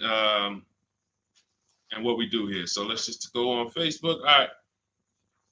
Hang on. Let me throw the link up. Perfect. Yeah. All right. Okay. We're good to go. Dolan, you can bring the first question in. And let me give a new. Welcome, Facebook. We're on 4 platforms right now going live for car shopping questions and answers. Type your questions in below, and we're going to make sure we get to them. All right. It's not easy getting 4 platforms live at the same time. And we have 2 TikTok channels that we're live on at the same time. So everything we'll be talking about is out of my new digital book, Cars from Home, 7 Steps to Saving Time, Money, and Avoiding Dealerships. I have a special link for you to get a copy at 75% off in my TikTok bio, in my Instagram bio, or in the YouTube or Facebook comments for the next 30 minutes. Let's rock and roll. All right. First question comes from Scott on TikTok. I'm trying to buy a new pickup truck in New Jersey. Not sure how to do it. Well, the first thing we want to do is decide whether we're going to buy or lease. If you're keeping this truck longer than 8 years, then you should be buying. Once you decide whether you're going to buy or lease, and that's how you're going to avoid depreciation. Like you could save a ton of money on this truck, but if you trade that truck in 3 years, 4 years, you're going to lose a lot and you're going to just be buried because you're losing too much over the first 5 to 7 years of the truck's life cycle. So if you're like Deshone, I'm keeping it more than 8 years, no need for me to think about leasing, all good. Now we're going to move to what we call the equity assessment. Do you have any vehicle that you own right now that you need to replace?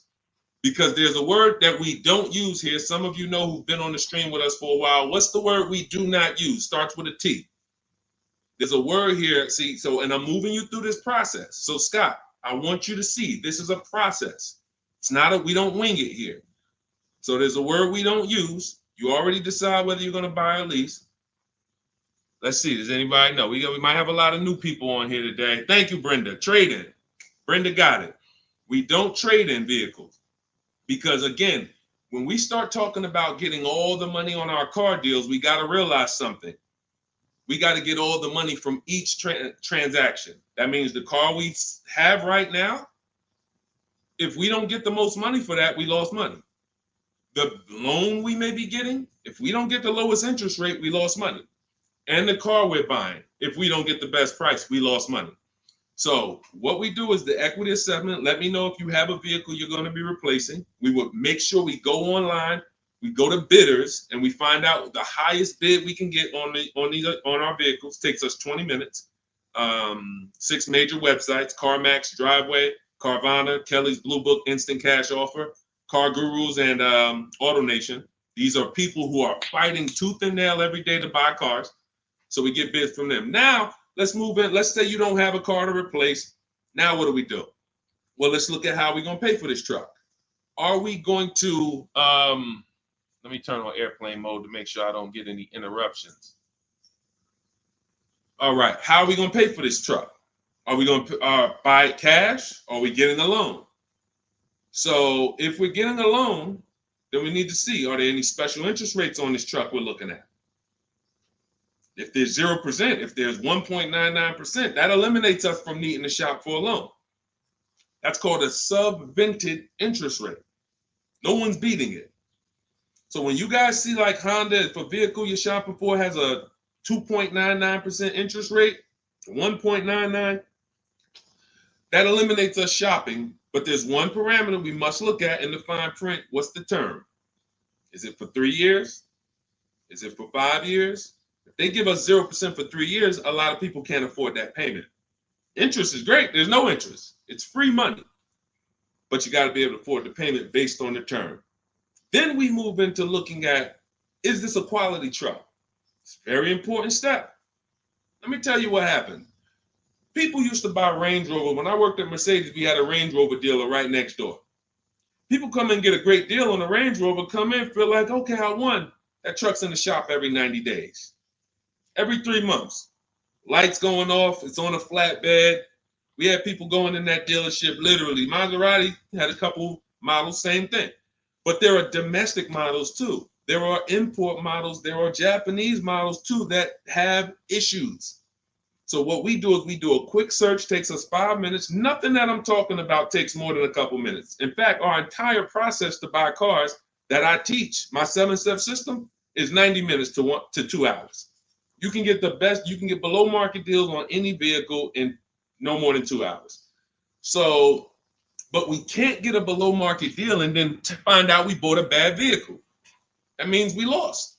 So whatever truck you're looking at, you would type that truck into Google and you would type, for example, 2024 Chevy Silverado, and you would type in initial quality.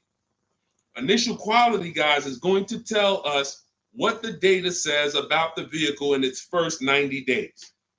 That's initial quality reports. That means when people get it, all the owners, the thousands of owners that are buying this vehicle, what are they saying in the first 90 days? Are they saying the electric, are they saying it's hard to manage? It's too complex. There's issues. Initial quality we look at and we skim Google to see if we see any red flag articles. Then we switch initial quality to reliability. Reliability is what are people saying the first 3 years? Does this vehicle have a history in the first 3 years of having issues? Maserati owners who was buying these Ghiblis and buying things back in the day, the Quattroportes that were having issues, they would have saw that. And they would have made a decision not to buy those vehicles. These things, this 5-minute exercise prevents you from nightmare ownership experiences. Paying less than everyone is one part of this deal, guys, of what I want you to get. That's one part of it. Getting a quality vehicle is the other side. And you can't have one without the other. Great price, not a quality vehicle, we lost. Quality vehicle, we paid market value or above market value, we lost. So we need to get both. So then once we find out, okay, the vehicle I'm looking for, it has great marks, there's no red flags, now we move into getting offers. And very simple, we get offers right from home. That's why everything I teach is called Cars from Home. Cars from Home. It's a mindset and it's also a process. We sit down here and we contact dealers online. I have something in my book called the 25 to 5 strategy. That means we're connecting with 25 dealers in 20 minutes and we're going to get 5 offers. It is important that you must get 5 offers because 4 of them are going to be overpriced. I can guarantee you that. Right now I've worked with 2,200 people personally around the country, and we have about 9,000, approaching 10,000 people that have my digital book, Cars from Home, in their hand in the last 4 months. So when we look at the data, not to mention I shop myself, you know what I'm saying? I've used this. I know you may think every dealer has the same price. They're all different. They're all different. That's why your best deal, and pay attention to what I'm about to say. In fact, hit the share button if you're locked in. Share this with one friend because one friend might be out there shopping right now, overpaying. All right. Oftentimes, the dealers that are the closest to you are not going to give you the best offer because they think they own you. I'm going to say that again. When a dealer sees your zip code come in, when I was in the dealer, we used to get we call them leads. Anyone in sales, you know the term leads. When we see that the zip code is a zip code that is right here, 5 minutes away, 10 minutes away, 20 minutes away, there's a mindset there that this person is not going to shop. So they're not going to give you your best offer in many cases. What you're going to get is an overpriced offer, and you won't see it until you learn to speak to dealers that are a little further away from you. Now, if you're doing it my way, you're using my book, you get your copy for 75% off. You won't pay the $97 price. I have email scripts in there. We don't talk. You use these email scripts when you're buying new cars and leases. We have a different process for used cars, but we still don't talk. You have to, and what's happening is you're going to see that sometimes the offers that come from 45 minutes away, an hour away, are your best offer because they're trying to take business from their competition. Some of these smaller dealers as well who don't have the foot traffic, they're not getting 100 people coming in on a weekend. They have to depend on strategically winning business. They're using the internet to reach out and connect with people that are far away from them, and they're beating their competition. But if you're programmed to go right into your local dealer, you're never going to get their prices. Type a $ if y'all are following. Type a $ if you're following what I'm saying right now. Type a $ if you're locked in right now. Type a $ if you care about your money and you're like, you know what? We're going to unlearn all the things that we were programmed to do. I'm going to tell you here's how we know we were programmed. And if I wasn't in the car business, I'd be just like y'all. That's why it's my mission to teach. You know how we know we were programmed? We never learned to buy cars. We were indoctrinated in a way of buying cars. We didn't consciously make a decision, approached it and said, this is how I'm going to buy cars. We were indoctrinated into how people buy cars, and that's what makes the dealer principals in these dealer groups, Fortune 500 companies that trade on Wall Street and make billions of dollars, because they have a predictable way that they serve the customer. It's not for the customer's benefit, it's for profit. So when you start doing this, and Scott, I just gave you the first 5 steps of our process. When you start doing this, you're going to see that the same people who you thought really liked you, Charlie down at the dealership that he sold cars to you, your parents. When you start making Charlie compete, you're going to see Charlie wasn't really for you. You're going to see that. The same person who, man, we always bought cars from him, but when you start making them compete, things change. Things change dramatically. And that's going to reveal to you, oh man, Charlie, how long you been overcharging me then? How long? See, because one dealer's best offer is not another dealer's best offer. So it's not like Charlie's lying. When he says to you, hey, listen, Ashley, listen, Miss Whittington, I can't do any better than this. This is our best offer. He may not be lying, especially, you shouldn't be there, but we do this, we never talk numbers in a dealership. But once they say that's our best offer, that's their best offer. When you hear from another dealer online, it's a different best offer. Another dealer online, it's a different best offer. And then you start saying to yourself, okay, I just need to find a dealer whose best offer is the lowest among everybody. But we can't stick with one dealer, because you'll never see how much you're overpaying by dealing with one dealer. So that's the process, Scott. That's the start. If you embrace that mindset, you're going to win every time. My 2 favorite words are multiple offers. You want to protect yourself from overpaying on anything. I don't care if you're getting your house renovated, multiple offers. Those of you who's not a good negotiator. Before we go to the next question, because I see we got a lot more questions coming, and keep typing them, and Dolan's going to pull in the next one. Before we go to the next question, who's not a good negotiator? Type me. Not a good negotiator. I know we got some negotiators on here. We got a good amount of people, but who's not? You just don't like it. You're either not good at it. You don't like confrontation. It's just not your thing. Who'll be honest and let us know. It's not your thing. Okay, I see you, Brenda. Okay. All right, I see you, Tony. Okay. I see you. Let's go. Okay, we got a bunch of negotiators. Okay, I see you, Michelle. Okay, they're coming in now. Okay. Multiple offers is, you never have to be a great negotiator.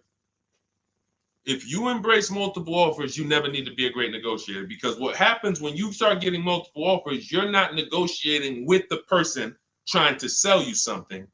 You're making them negotiate with the other people trying to sell you stuff. Big difference. When you negotiate one-to-one, you're negotiating with a person. When you make other people get bids and you get multiple offers, now those people are negotiating with each other to win your business.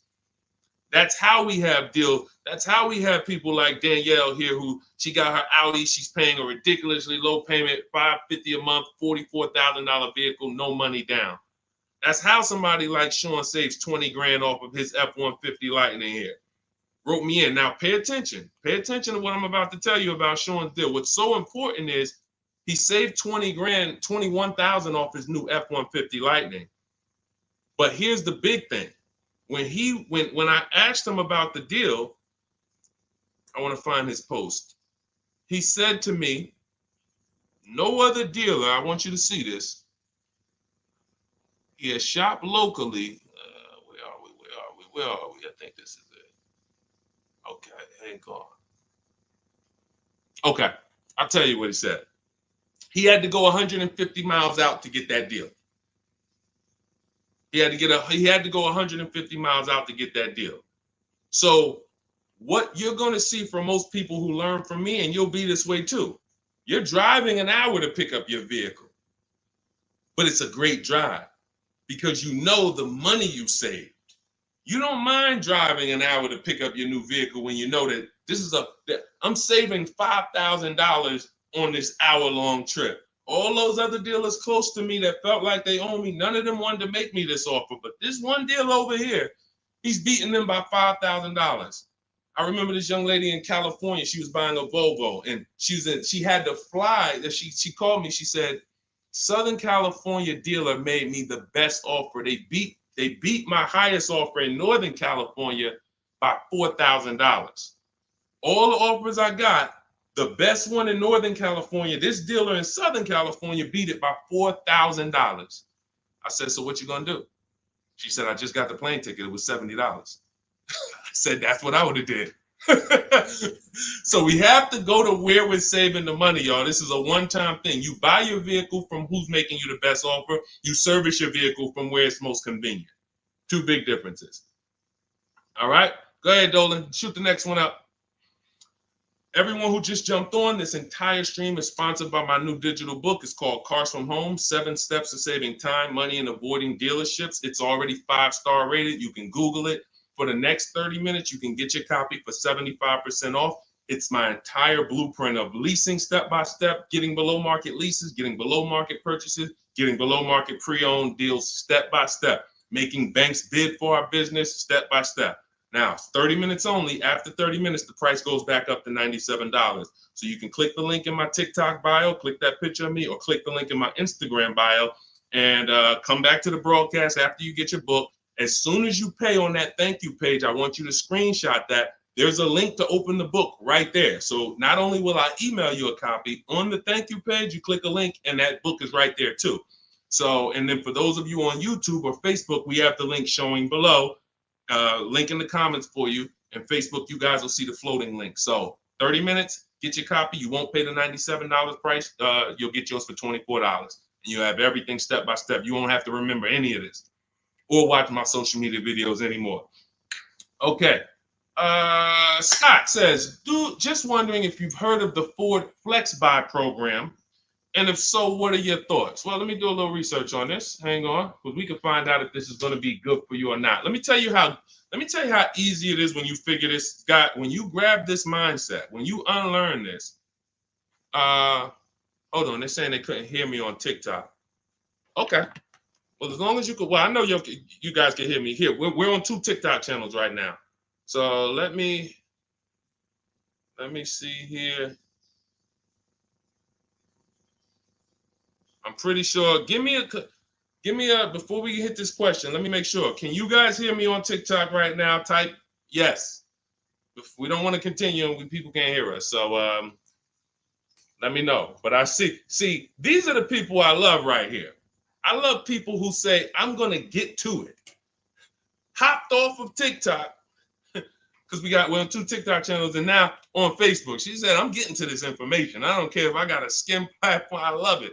Okay, so we're good. It must be just this one TikTok channel then that we're having issues with. So it's all good. Let me close this one out, and then we'll keep it moving.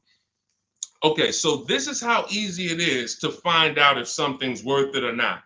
Does it make people compete for my business, or does it try to lock me into something?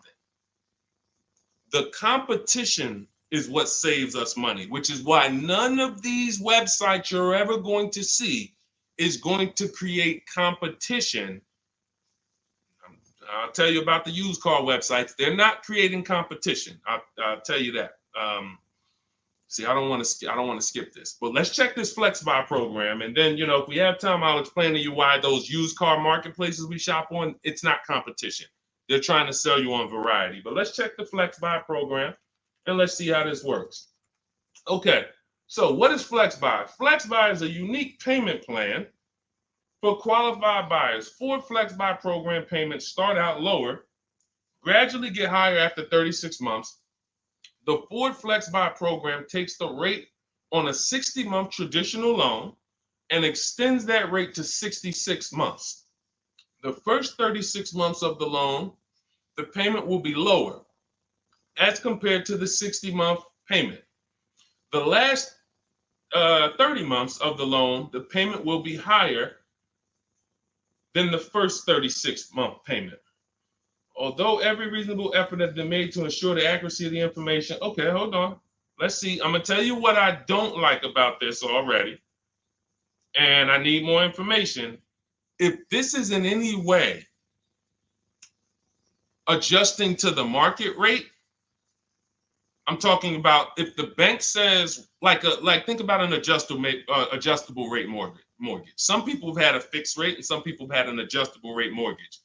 The adjustable rate is good for the lender because the lender says, all right, here, pay this rate that we agree on today, but in 3 years, 5 years, and 7 years on an adjustable rate mortgage, let's talk about what your new rate is based on what the market rate is. If that's in any way like this is trash.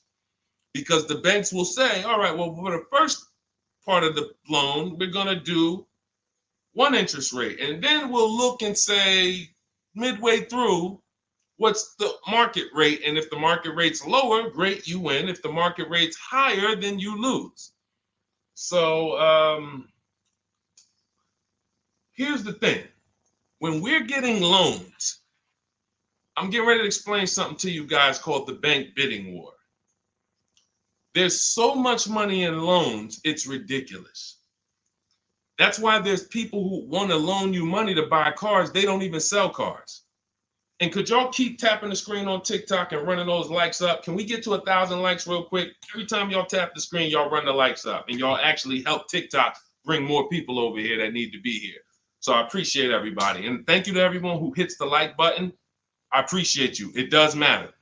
Now, the credit bureaus in the United States allow you to do something called rate shopping. Rate shopping is when you actually let multiple lenders run your credit within a small period of time, and they can access it with a hard pull and it won't drop your credit score more than one hard pull. So let's just say one bank, Bank of America, accesses our credit to give us an offer for a loan. It may drop our credit 9 points because of the hard pull. If we shop within the rate window, we can have 50 banks at credit unions run our credit, and it's going to affect it the same 9 points. That's called the rate window. I haven't heard anyone talk about this. I've been talking about this for literally over 2 years. I think I have a couple big videos that you guys have shared, watched, that talk about how to do this. When you are getting your offers from banks, you want to get them after you've already found your best deal on your car. Because once you get your best deal on your car, you have everything you need now to go to the bank or go online, call the bank and get an offer. Who's had a bank tell them when they call for some type of offer, the bank tells you, well, we need you to have a car first. Who's had that happen? You call and you're coming and you're shopping for you're trying to get a pre-approval or something like that, and the bank tells you, well, we need what car are you buying? We need the car details. Well, that doesn't really make sense, right? I'm trying to get the offer so I can go get the car. But in the case of how we do it, we find our best deal on the car, then we come home and we let multiple banks and credit unions fight it out. Fight it out. Because I guarantee if this Flex Buy program doesn't allow you to shop for your rate and compare whatever rate they're going to offer to whatever rate you're going to get, you're going to lose with that program. And all they want you to do is see that, hey, well, we're going to give you flexible payments. They're trying to hook in people who just like, hey, that sounds good. Not realizing, well, if you just got a rate that was just got an interest rate that was 2 points lower, your payment would be $40 less a month. So interest rate shopping, guys, is extremely important. That's why when you get my book, I give you what's called the Bank Bidding War Blueprint. This is for you guys that are financing. I haven't added that to my book yet because I haven't had a chance to go in and restructure it. Every time I update the book, every time I come up with a new idea or a new website comes up, I update the book. I don't charge you for that. So websites go out of business. Room went out of business earlier this year. Websites go out of business. I'm not going to charge you for each time something changes because we use an online program. But what I did was when you get your book, you get the book, Cars from Home, and then you get the Bank Bidding War Blueprint. All this is the strategies we use to make banks and credit unions bid. I need you guys making people bid for your own sake, for your confidence, for your empowerment, for your experience. You're going to feel like I'm the prize. I'm spending $50,000 here. Why the heck am I begging people to sell me a car? Who's ever felt like they're begging people? Come on, can you take off another 1,000? Come on, can you drop it by $50 a month? Come on. You're begging people. Meanwhile, this is a 5-figure transaction. So when you flip the tables like we've been doing, like all of the people, if you're on Instagram or if you're on YouTube, you can see all of these people. You can see Zafrina, you can see Jared. Look at all these deals. People posting their numbers. Teddy, Rosalie. How does Rosalie get a 65? How much is this vehicle? How much? How does Rosalie get a $60,000 vehicle at $592 a month with no money down?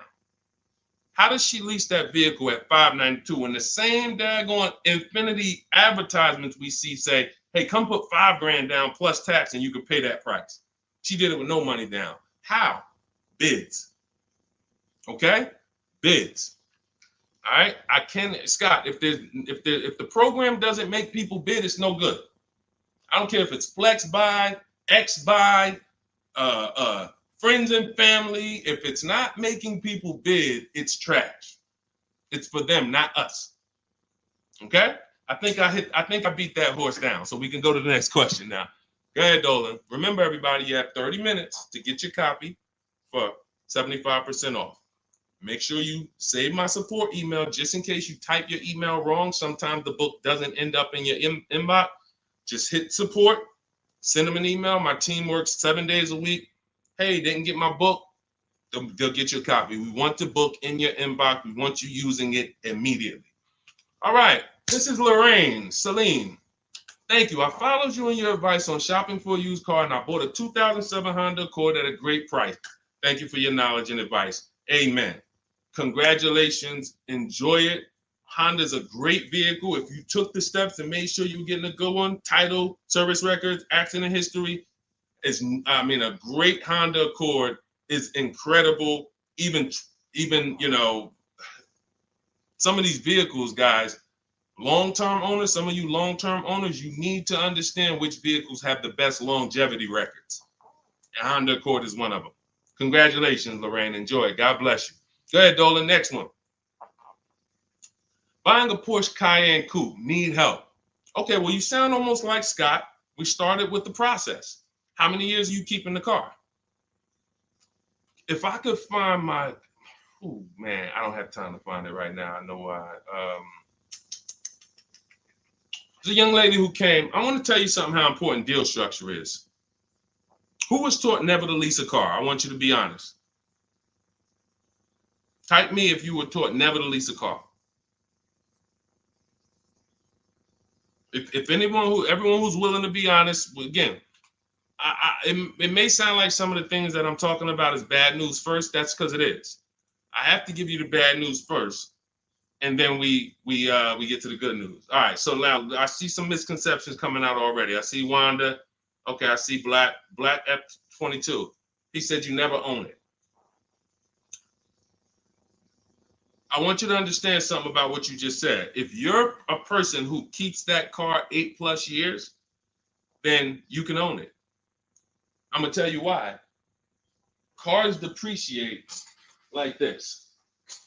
Cars drop in value like this. This is the scale. That's why you buy a car today for $40,000. 5 years later, it's worth $18,000 or $15,000. You're losing value. People care about this. You know who cares about this more than anyone? You guys, you know who cares about this more than anyone? Banks. Banks. Banks don't want to own things that do this. Now look, Black is coming with a lot of stuff right now. Let's talk to Black. And let's talk to the people like Black, because Black is somebody who will tell you never lease a car. He just said you're basically renting it. You never own it. Now let's get to the point. I want to show everyone on here. Thank you, Black. I'm glad you're here because we're getting ready to use this as an opportunity to prove a point. Let me take let's look at Ansley's deal he just got leasing. And we'll talk about mileage. You can build lease mileage up to 30,000 miles per year. So it doesn't matter. First thing people think, well, leasing, they limit you. No, you pick your mileage on a lease. You choose the mileage. I've had people who lease 30,000 miles a year, 25,000 miles a year, 18,000 miles a year. You pick the mileage. Now, whether you drive or whether you lease or buy, this is what your vehicle is doing. You're losing money day by day. So when you go and you buy a vehicle, you're losing money day by day. The reason I created the 8-year rule is for you to understand that at some point, you stop losing value day by day. You lose less value. This is what we call beating depreciation. It comes with long-term ownership. But let's look at Ansley's deal so that we can put this leasing versus buying to bed and show you how many of you have overpaid by thousands and thousands and thousands of dollars that you can't get back listening to people who tell you leasing is renting and all of these horrible financial terms. Let's go to the numbers. So Ansley gets a 2024 Infiniti truck. It's a $58,000 truck. If you're watching on Instagram or YouTube, you can see this. It's a $58,000 truck. Guys, some of you know because you've seen some stuff, every $5,000 on a loan is how much per month? Every $5,000 we borrow on a loan, 5 years, is about how much per month?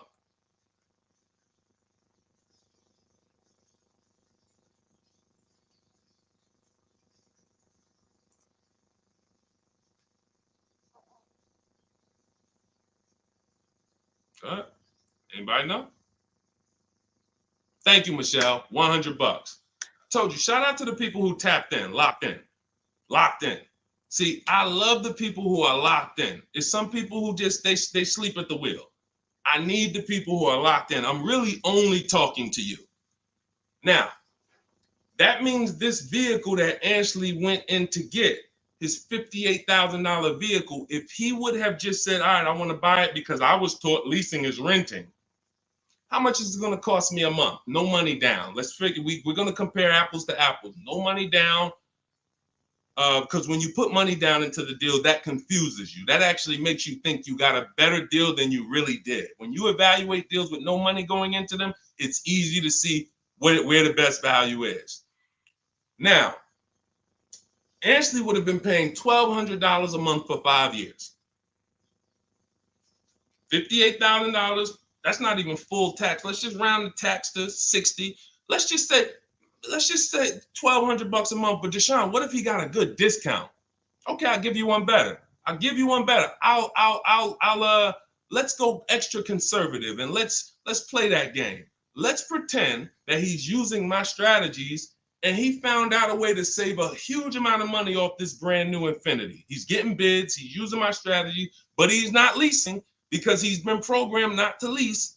So he's not leasing, but he's going to get bids. Now he saves $10,000 off the price of this brand new vehicle. $10,000. So instead of financing 60, he's financing 50. What's his payment, everybody? What's his payment? We just said every $5,000 is $100 a month. $50,000 vehicle. What's his payment? $1,000 a month. $1,000 a month. Okay. Now that's with a super discount. That's with a discount that's like anybody would be happy to save 10 grand. I'm proving the point here that you cannot get a good deal if you buy, but you should have leased. You lost. Big time. Now watch this. He's leasing and his payment is $554 a month. So now somebody like Black, somebody like Miggy over here that agrees with Black, they pull up in their Infiniti truck, right? And they pull up next to you. And y'all are both driving the exact same truck. And you look at them and you're like, hey, man, we got the same truck. Now they're going to say something to you like, yeah, you know, man, it's expensive though, man. It costs to drive this, right? And you're going to look at them and be like, oh, how much you paying? You know, I did a no money down deal. So I know I did all right. I did no money down, but I'm paying $1,000 per month for this. Oh, really? I did no money down too, but I'm paying $554. Wait, you? Yeah. Oh, yeah. I leased this. I drive it for 3 years, then I give it back. Oh, yeah, but I own this. I'm gonna own this in 5 years at $1,000 a month. This mine right here. Okay. All right. Listen. God bless you. Have a good enjoy, man. Enjoy. Now let's go one more scenario. Let's go to the person who says, Deshone, I don't buy used. I don't buy new though. I only buy used. Cool. Let's say you pull up in your new lease that you just got. And again, everyone shouldn't be leasing. That's why step 1 in my book is called the 8-year rule. It's the 8-year rule. If you are keeping vehicles at least 8 years, don't worry about leasing. You're going to beat depreciation. All of that money you're going to pay to own, all the $1,000, all these high payments you're going to pay to own, all this cash that has to come out of your pocket to own, out of your bank account to own, it'll be worth it in the long run. At least 8 years though. And the longer the better. 10, 12, 15, you really want.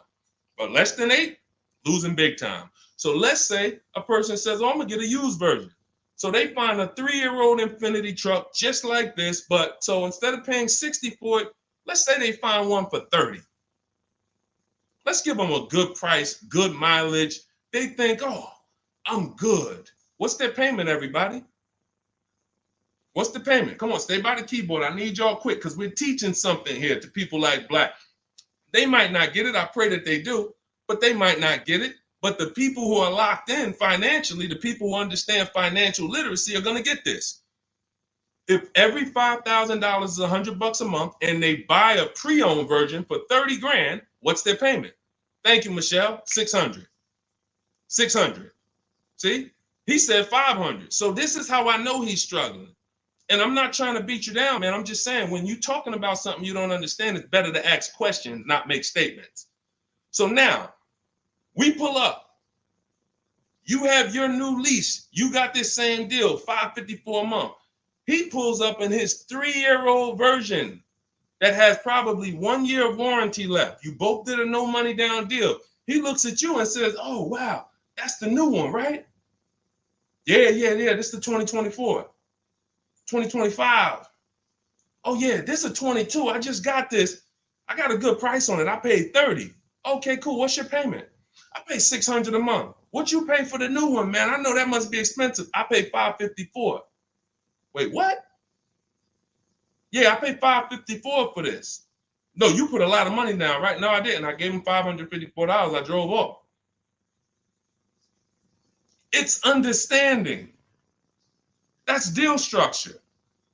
That's why when I came and started teaching 3 years ago, I had to teach deal structure. I couldn't teach people to just go in and buy cars, get great prices. If you get a great price, but your structure is wrong, you overpaid. You're driving cars, you're driving older cars with no warranty. And many of people who've been taught to do this, they never even pay the car off. They trade the car in before they even pay it off. They literally, I used to have people walk into the Mercedes dealer and they look at me and say, Deshone, is that the new version? I'm like, yeah, that's the new one. He's like, I got 3 payments left on this one. As soon as I pay it off, I'm coming to see you for that one. So this is a person who paid these high payments because they wanted to own. They thought they were going to own. As soon as they get their title, it's like running a marathon. Oh, these high payments, these payments are so high, but one day I'm going to pay this car off. And then as soon as you get to the end of the race, you go start another race. It's horrible. It's horrible. And so that's why we don't move into any other step before we get to the buy versus leasing. That's why it's step 1 in my book. So we can sit here all day and compare numbers. There is no comparison to a person who's getting great lease deals versus a person who's buying. It's not even close. We're driving better cars. We're driving, they're usually always under warranty. We're paying cents on the dollar when you know how to get below market leases. I'm not talking about these commercials y'all see. That ain't nothing. We don't pay those prices. None of these people, look, you think Zafrina, who got a Jeep Grand Cherokee lease, and she paid Look, she's paying $527 a month. She's paying $527 a month. Oh no, that's Teddy. Hold on. You think Zafrina, who's paying $579 a month for a $66,000 truck, is ever going to she's not going to let this bad information get to her anymore. She's driving a $66,000 truck. So again, now let me, before we go to the next question, I'm going to just read some things from Black because he's over here typing. And I do want to give him the courtesy of reading because we just used him as a teaching moment. I think everyone learned. If you just got what I just taught about the leasing versus buying, type $, $, $. Just type $. If you got that point of me, see, no one talks to you about payments. They say things like never lease, always do this, always do that. But they never talk numbers. The reason why we go straight to the numbers is because the numbers don't lie. They say men lie, women lie, numbers don't lie. So when we go to the numbers, shout out to everybody. I see y'all. I see y'all. I see you, Wanda. I see you, Tony. I see you, Michelle. I see you, Megan. I see you, Brenda. I see you, Federico. That's the name of the game, is putting your deal on the right foundation so that you know, again, like I said, banks don't want to own vehicles. Think about that. Banks don't want vehicles that are not bringing income in. They don't want a depreciating asset on their books because today it's worth 40, tomorrow it's worth 39,800, the next day it's worth 39,700, the next day it's worth 39,600. That's what a depreciating asset is. They don't want them on their books in the short term. They're in the short-term business. And some of us are in the short-term business too. The only people that are winning long-term with purchases are those of you who keep your cars 8+ years. Because you beat depreciation. All right, so Black said, nah, bruh. Okay. Keyword, no money down. You put 10 to 20% down, then it's a different story. You can't make this stuff up. Let's go. You cannot make this stuff up. Watch this, y'all. Watch this. I just compared 3 no money down transactions on the same vehicle. 3. New, used, new lease. 3, no money down. I'm telling people that when you don't put money down, you can clearly see what you're really paying. You can clearly see what you're really paying. Black comes in, he proves our point, which is he's going to put 10 to 20% down. Now he's pulling up next to you in your lease, right? You're $554 a month, brand new, fully warranted, all the latest and greatest features. Now he puts 10 to 20% down on that's $10,000 to $12,000. Think about this.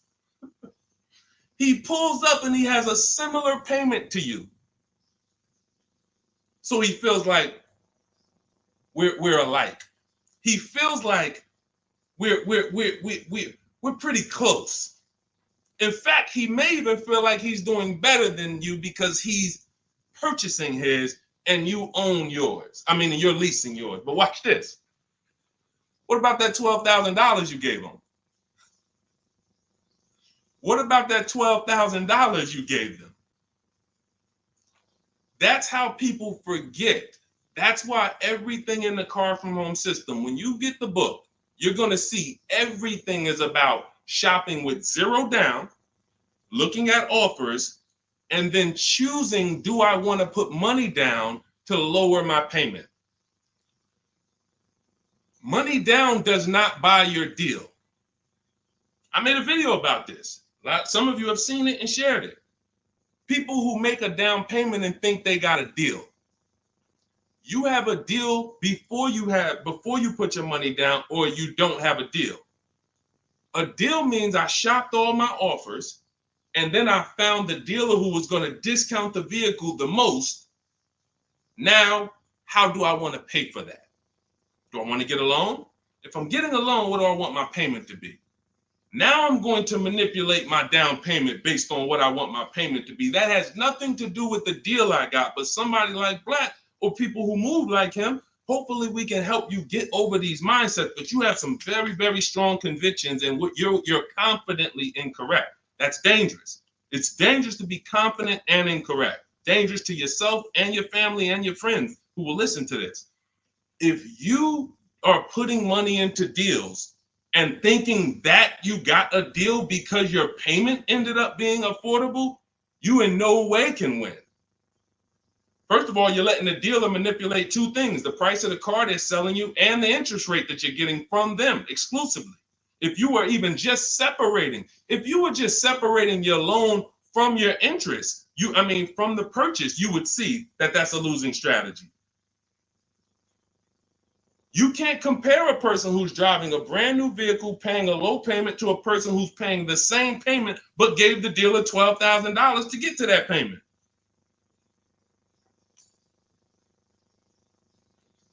And look, here we go. Now let's get ready for the next question, because Black just said, I believe in the Ramsey rules, not leasing cars, and he's costing you. Now, let me ask you a question. How many years are you keeping your cars, Black, on average? And let's just move on from there. We've given you enough, and you've been great. You have been great. I think we have all learned. You've given me a lot of things to be able to teach the audience who's willing to learn, but there is in no way, shape, or form. 3 to 4 years. My man, you are losing like crazy. Look, he's buying cars like this and flipping them. He's buying cars like this and flipping them, coming back. You're spending so much money that I can't even get it across to you because you're not in a posture to learn. You are literally buying cars in their deepest state of depreciation because somebody told you don't lease. You listen to them. You buy the car here. It's worth $40 the day you buy it. You come back in 3 to 4 years to get a new one. They give you $20 for that car. You spent $20 grand. You lost $20 grand in depreciation in 3 years. And you just keep doing that because somebody told you never lease cars and you listen to them. The payments I'm showing you, it's not clicking. The fact that the same car you bought for $40 that you're going to get $20 for, you're paying $40.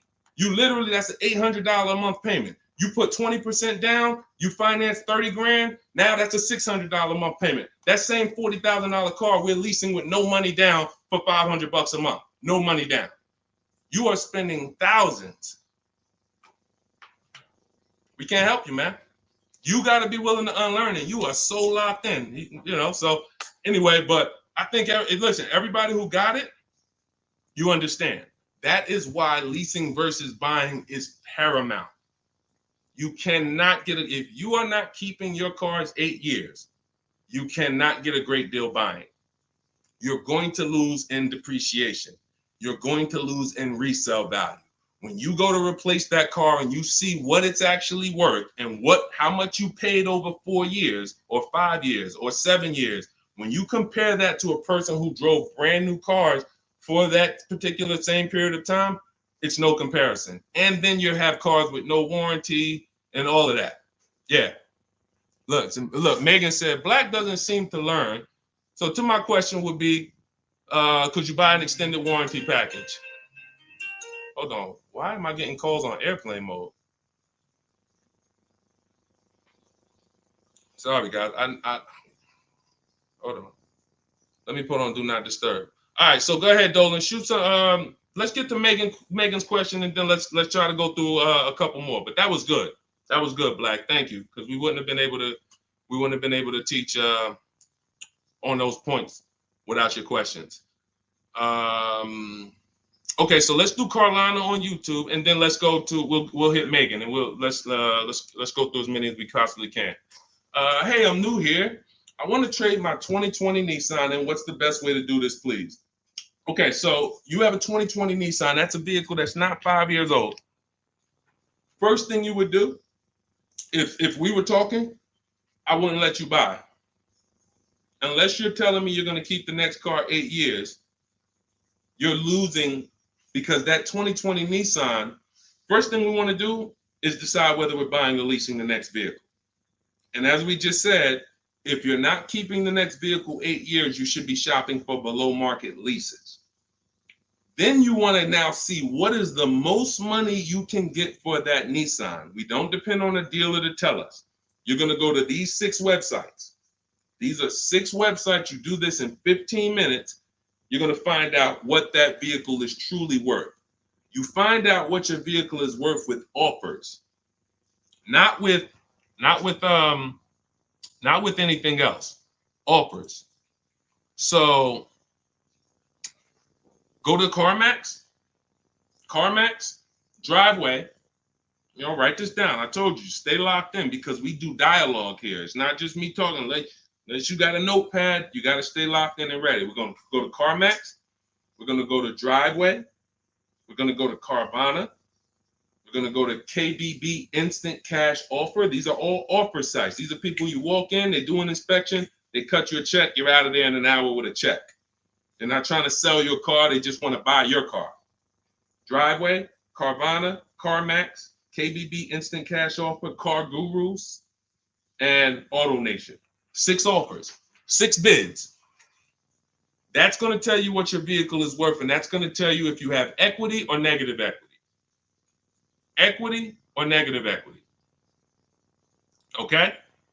So that's the first thing you need to do. First 2 things is ask yourself, how many years are you keeping the next car? And then do your equity assessment to see, do you have positive equity that could either go in your bank account or negative equity that's going to be carried over to your next deal. So that's the first step. Okay, do that first. Now, here's the beautiful thing. When I was at the dealer, I would have people who walked in as soon as I asked them how many years they were keeping the car. If they were telling me 5, like, remember the guy I mentioned a little while ago on the stream? I said he comes into the dealership. Hey, Deshone, is that the new one? As soon as he gets his title, he comes in and trades it in. I told him, there's no point in you waiting for the title. First of all, you can replace a vehicle without the title. That's fine. But again, he was taught, hey, I got to wait for my title, and then I make a move. So he always has a payment. 5-year loan, 6-year loan, pays it off, gets a new car. He always has a payment. It's just super high. But what I would do if he was listening, if he was open to financial advice, I would tell them, you're going to cash that vehicle out. That means you're going to sell this vehicle. We're going to give you a check for that. So whatever it's worth, 15, 18 grand, it's paid off. That's going to go in your pocket. Now, what he was used to doing was, well, whatever it's worth, don't I have to put that down on the next vehicle to be able to get my payment where I want it? And this was the best news I was able to deliver. This is why, and if you talk to anybody in New Jersey who dealt with me, this is how I've been. I've been the same way. From the minute I started learning about financial literacy when it comes to cars, I was a consultant educating my clients on how to keep the most money in their pocket and drive the best cars. When he would say, well, I say, are you familiar with leasing? And I would ask, how much do you drive a year? And he would say, I think about, maybe 13, 14,000. I said, let's go look at your old vehicle. We look at your old vehicle. We see, okay, yeah, based on what's on the mileage now, you drive about 14,000 a year. Here's what we're going to do.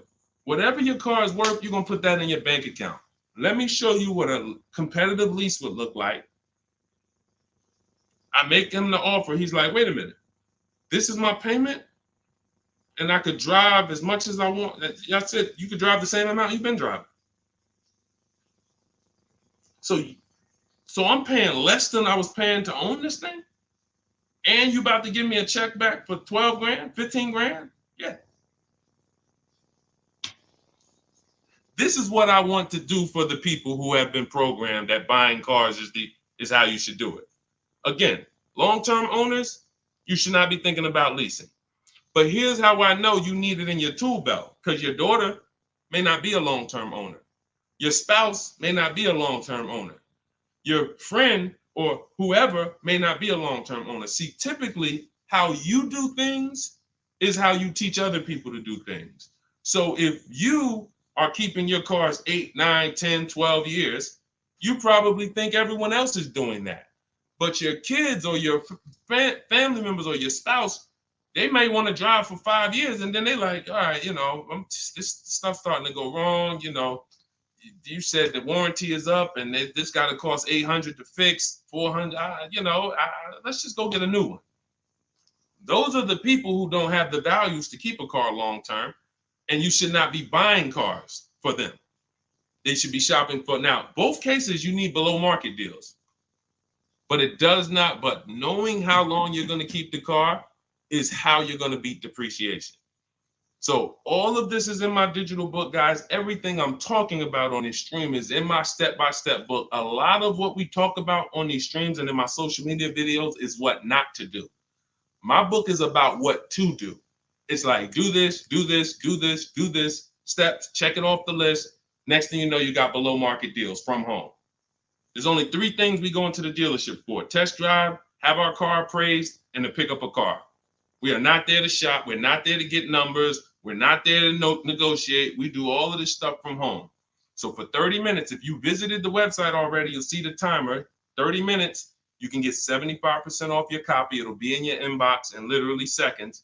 And as soon as you pay, in my TikTok bio, in my Instagram bio, Facebook, we have a link floating for you. You guys should be able to see the link. And then Instagram, we have YouTube, we have a comment pinned for you guys. You'll have the book, but as soon as you pay, you're going to see the thank you page. It says screenshot this page. You'll see my support team email. Sometimes you type your email wrong. Contact support if the book is not in your inbox in literally 5-10 minutes. Also, as soon as you pay, you see a link that says open your book below. So there's 2 ways I'm delivering the book to you. Right there as soon as you buy, but I'm also emailing you a copy. But sometimes, we fat finger the keyboards and there's a letter off. So make sure you hold on to my support team's email and hit them up. Okay, good stuff. Get your copy. Listen, once that clock hits 0, the price is $97, which is still worth every penny. If I missed it, I go back and look. Knowing what I know, knowing what the people know, look at Tiffany. Look at Tiffany's deal.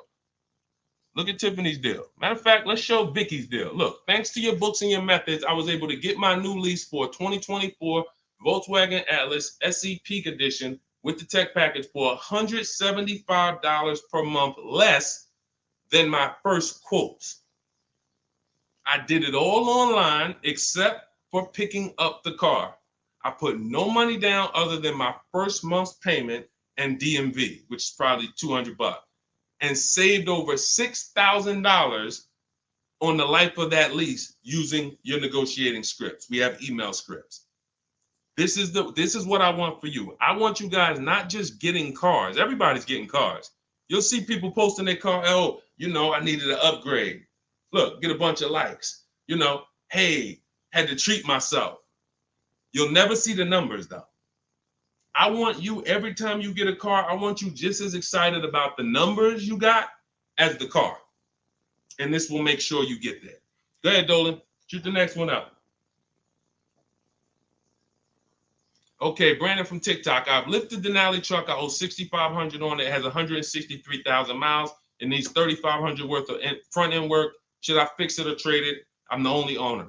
I would make sure you get a second opinion on how much it's going to cost to fix.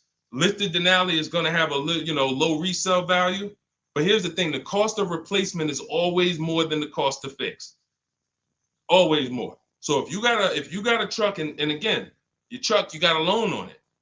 You got a loan on it, 163,000 miles. I teach something you shouldn't have a loan past the 10th birthday on a vehicle. Now you're going into a lot of risk. There's different boundaries we need to follow. But what I would do if I was you is I would make sure I'm not spending more than $3,500 unless I'm getting multiple mechanics to give me an offer. But I would see, what does it cost? What's the lowest I can pay to get this truck running? What if you pay $3,500 and it runs again for another 3-4 years? All day long. Because to get a new vehicle, $3,500 is coming out your house in probably 6-7 months. Which would you prefer?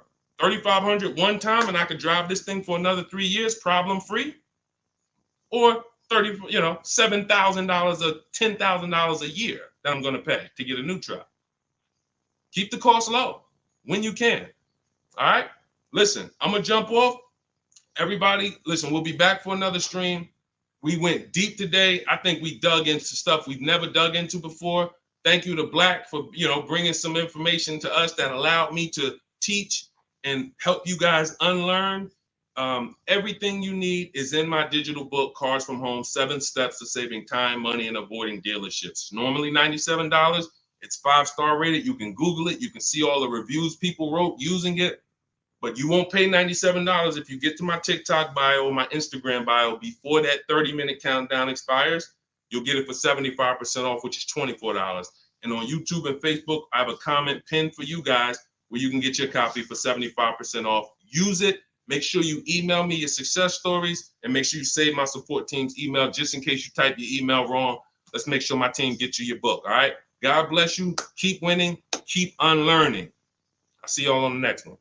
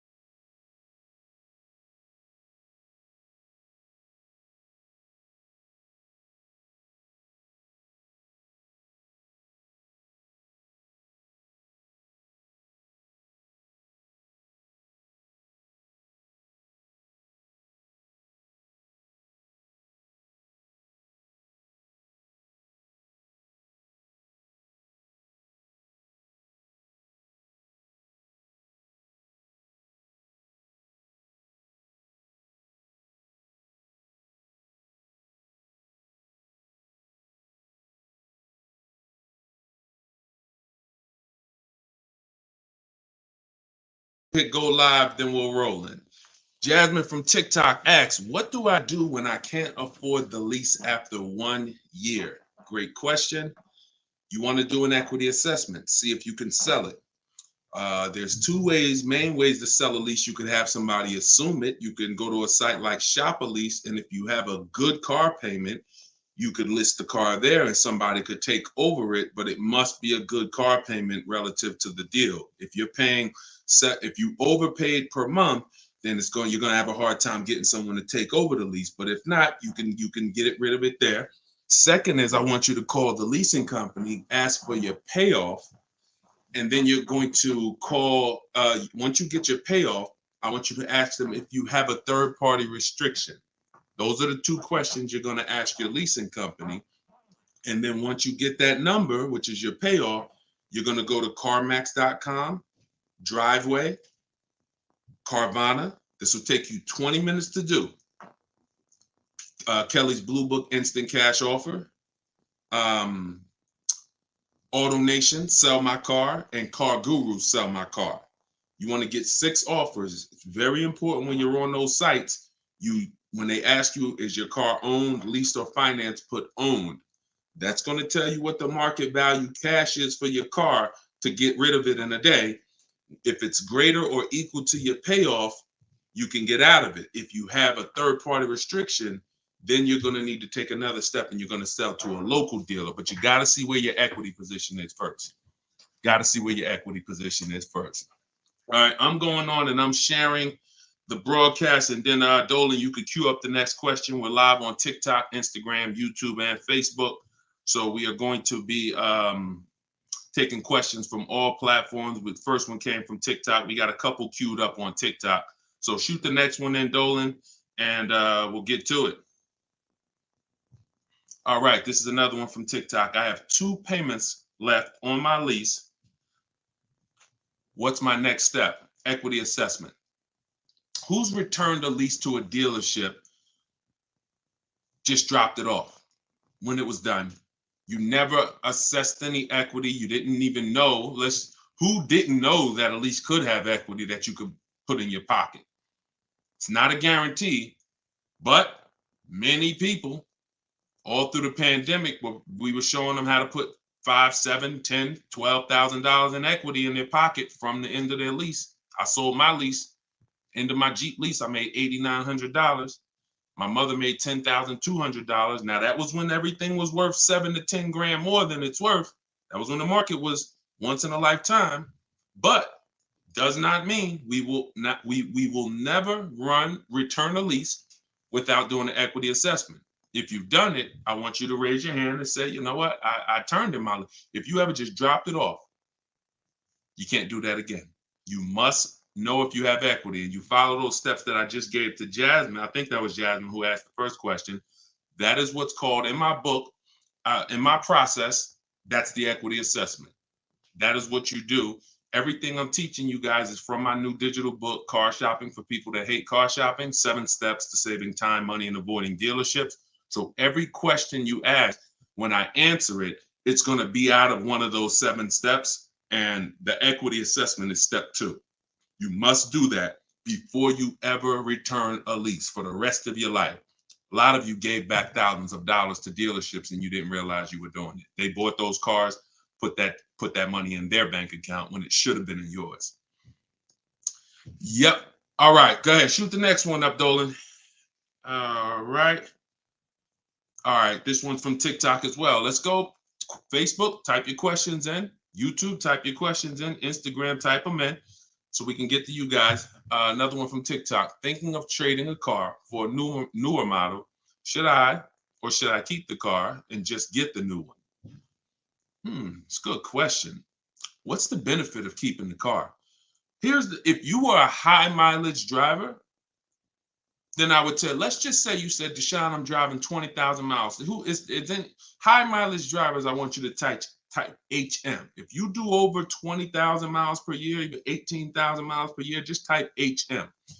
Regular driver, Jason, what's the benefit of having 2 cars? It's on insurance. You're paying for one when you get your new car. I like to drive that car that I'm paying for. I don't want to be paying for a car and then I got this other car that I'm barely using. But if you are a high mileage driver, then I would tell you keep that car and get you another car. And but how many years are you keeping the car, Jason? How many years are you keeping this next car? Because depending on your answer, it's going to change my answer to you. So this car you're thinking about getting, how many years you see yourself keeping it? Let's start there. Come on and shout out to the sharers. I see y'all running the likes up on TikTok and y'all keep tapping that screen. Just every couple minutes, throw a couple taps. It really helps the broadcast. And I appreciate everybody who's helping us get this message out. I really do. We couldn't do this without you. Let's see if maybe 5 years, then you should not be buying that car, Jason. You should be leasing. And I'm going to break this down for you really quick because some of you know the depreciation curve. And the rule of thumb is when we talk about the hidden money in your car deals, my job is not to just teach you, if you're willing to listen, how to save thousands of dollars by making dealers and banks bid on your business. That's how we make sure we get the best prices. You can't get the best price. You can't make the best deal if you buy, but you should have leased. It's impossible. Because the depreciation curve looks like this, y'all. If you buy a car today for $30,000 today, I give you a car. I'm gonna show you something. I want everybody stay close to your keyboard. I don't want to, when I ask you a question, type as quick as you can so we can keep the dialogue going. If I gave you a $30,000 car right now, put it outside your house, you don't drive it 1 mile, you don't even touch it. We go outside a year later. Is it worth $30,000? You didn't drive it 1 mile. You said, Deshone, I don't need the car, but I'm leaving it here. It's yours. You don't drive it 1 mile. Is it worth $30,000? No. So that's your first intro into depreciation, the unseen expense. Let's go a little deeper. If you put 10,000 miles on it, it's worth less, right? If you put no money in it, if you put no mileage on it, it's already lost thousands. If you put 10,000 miles on it, it's worth less, right? High mileage driver, let's say you put 20,000, it's worth less, right? Now what you're seeing is the expense you've been taught not to see, which is depreciation. It has nothing to do with car payments. It has everything to do with that. We've heard people say, oh, cars are depreciating asset, cars are depreciating. What does that actually mean? I'm showing you what that means.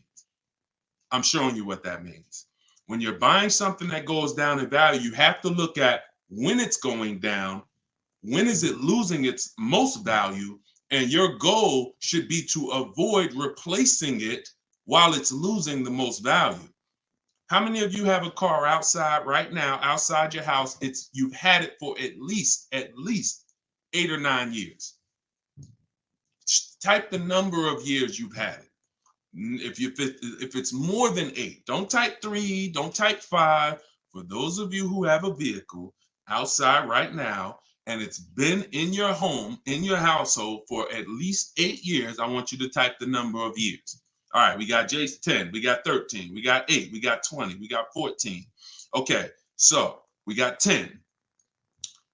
This is the leasing versus buying question, and there's nothing more important than this to the foundation of your deal.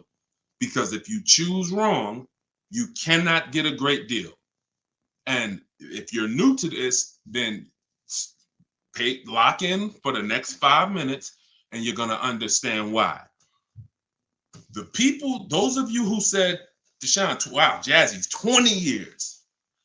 The vehicle, the value of your vehicle right now, isn't it going to be about the same a year from now? Everybody who just typed, look at and I want y'all to pay attention. If those of you who are like, Deshone, I never keep a car, you might be saying, looking at these numbers and saying, Deshone, I would never keep a car that long. It's not for me. It's not in the cards for me. It's not my style, not my habit, not interested. Perfect. Pay attention. 12, 20. So all of these people, your car will be worth next year about what it's worth right now. What does that mean? That means you have avoided the depreciation. You've won. The depreciation curve normally looks like this the first 5 to 7 years, but it starts to get like this the longer you keep the car. So now all of you who have answered, all of you who are watching them answer, their car depreciation curve looks like this now. It's not losing much value anymore. If you don't get to that level, there was no point in you buying the car because you're replacing it here. There's only 2 ways to go to avoid this type of depreciation. Car was worth 30, now it's worth 10, 7 years later. It's only 2 ways to avoid that type of hit. One, you're going to keep it long term. If that's not you, you should be shopping for aggressive leases. Not these leases you see in the car, in the commercials, come pay $4,000 down and all of that. These are not deals. Aggressive leases are below market prices and they're pennies on the dollar compared to what you've been paying. You cannot win buying cars and switching them like this. That's why you always have negative equity. That's why you're always never happy with what you're getting for your car. You buy your car, you come back, look 3 years later, you see what it's worth. It's always disappointing because you're trying to literally get cash back out of something that is not designed to give you any value in the short term. Leasing or long-term ownership. That's why the first thing that I teach, it's called the most important question, is how many years you keep in the car. If it's not 8, then you should be leasing. It's not even a question. We'll go deeper on that throughout the show. Anyone who wants to know more about that, you keep asking, because once I open up that Pandora's box, it's like your mind is like, oh, but everything I heard about leasing, I heard it was bad. I heard you can't drive that much. I heard that yada, yada. They bill you for all of this stuff. All of those things, I'm going to help you unlearn because unfortunately, the people who taught you that were confidently incorrect, which is dangerous. Confidently incorrect is you're dangerous to yourself and others. So, all right, so that's the key. That's the key, Jason. Don't think about buying if you're not keeping 8 years. You're going to overspend. And we'll talk more about that throughout the broadcast. Feel free to ask follow-up questions. Go ahead, shoot the next one, and I'll go as deep on that subject as we need to for you to understand it. It'll give you some lease comparisons. You'll see what great leases look like, and you'll see how there are pennies on the dollar when you know how to get great lease deals. And that's the way you avoid the depreciation. Only 2 ways. Great lease deals, long-term ownership, 8, 10, 15 years. That's it. 2, 3, 4, 5 years, you can't avoid the depreciation buying. You just can't. You're going to lose thousands every time. Go ahead, shoot the next one up, Dolan. We're keeping the questions coming in. We're live on all platforms, so just keep typing. I'm going to try to get through as many as I can. We got a lot of questions coming from TikTok. All right, let's go. Should I put money down on a lease that I'm about to turn in? That you're about to turn in. I'm gonna assume you meant, should I put money down on the lease that you're about to get? So check it out. Here's how you shop all your lease deals from now on. there's one thing that I never want you to say again. It's really two things, but in this subject, the other thing is trade. This is down payment. I want you to eliminate the words down payment from your vocabulary because it's been used as an opportunity to get more money out of you. Who's ever went in, thought you were making a car deal, you thought you were going to put maybe $1,500 down, and then somewhere down the lines, these hidden things come like, oh, well, you got the taxes and fees, and then you end up putting more down than you thought you were going to. Has anybody that ever happened to anybody? Hit the raise your hand emoji or just type me if you've experienced that. You thought you were going to be putting this down. You might have gotten to the finance office to sign the paperwork, and now you got to come up with another 500 or 1,000 or the taxes or the fees or whatever it is, right?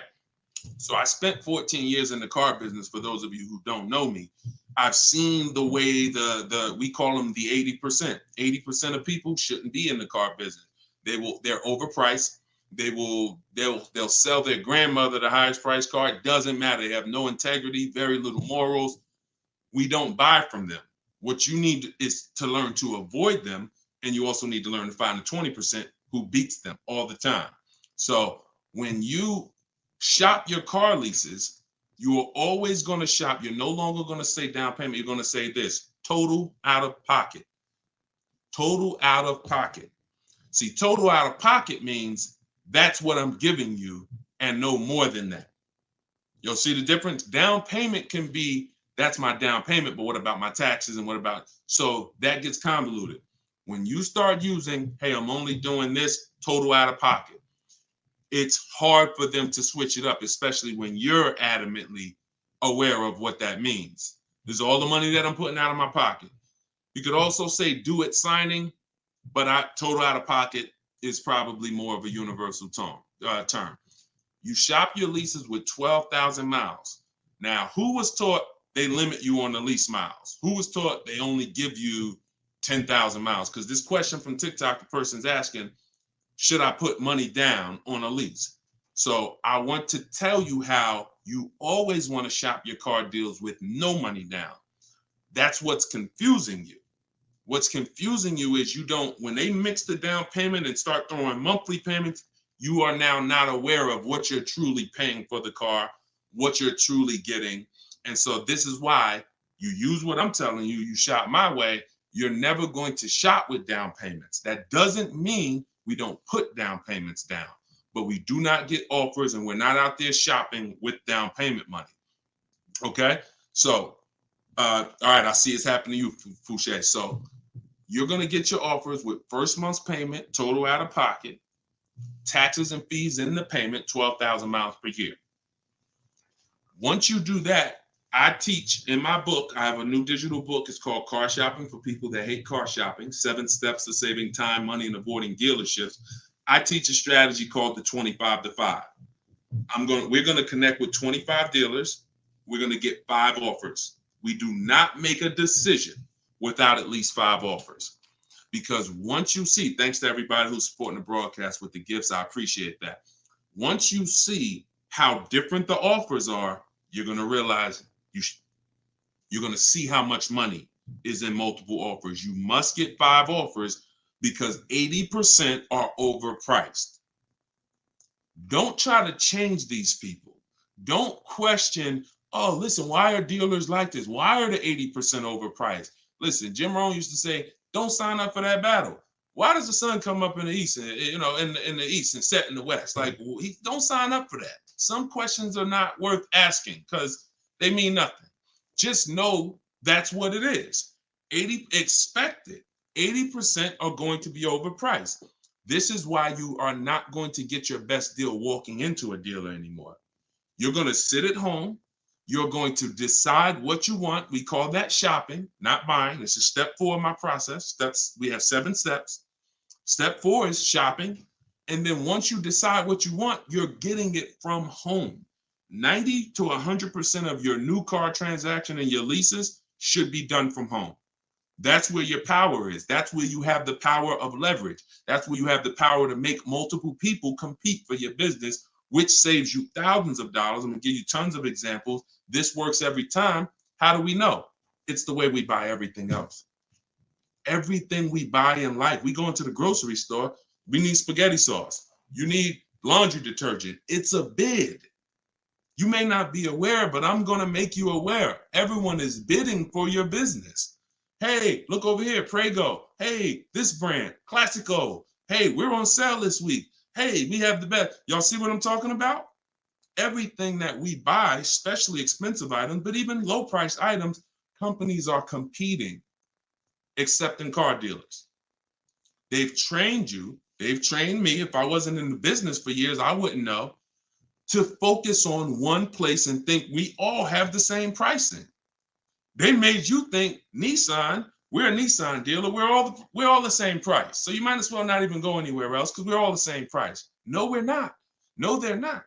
So when you start shopping multiple offers, you can do it by phone. I like to use email. I like to do everything copy and paste by email. But when you start getting multiple offers, you're going to truly see where all the hidden money has been, and you'll see how many of these dealers are overpriced, which is going to just make you say, from now on, I'm definitely shopping online. So but you need to do it correctly. There's some information you must give a dealer in order to get quotes online. And most of you don't know that. That's why you're having problems getting quotes, because you're not giving the dealer what they need to get quotes. So we'll go deeper on this throughout the show. But this is what we're talking about, y'all. This is all in my book. In my book, you have the 7 steps laid out. You could cue the next question up, Dolan. And for our launch, you can get it for 75% off. The book's normally $97, but for our welcome offer, our launch, I said, you know what? We're going to do 75% off for 30 minutes. So when you go to my TikTok bio, you click that link. There's a button that says, get my new book, 75% off. You get yours. You won't pay the normal $97, but it's only for 30 minutes. Once that timer goes down, you go back up to 97. Same thing on Instagram. It's in my Instagram bio. And then we're going to put the link here for you guys here on Facebook and YouTube. All right, go ahead. This one's from Instagram. If I'm keeping a car under 8 years, I like y'all using this 8-year rule language. I like that. I like what I'm seeing, y'all. Y'all really this is really absorbing. If I'm keeping a car under 8 years and will definitely go over the miles, how do I lease cost effectively? You choose the right miles. You never. I was at Hyundai. And I experienced most of what I'm teaching, I learned through being in the dealerships and just watching, paying attention, asking questions, seeing bad situations, and then asking questions to make sure I could help people avoid them. I was at Hyundai. I was a manager for 6 weeks there. And this guy came in and he was returning a high mileage Hyundai lease.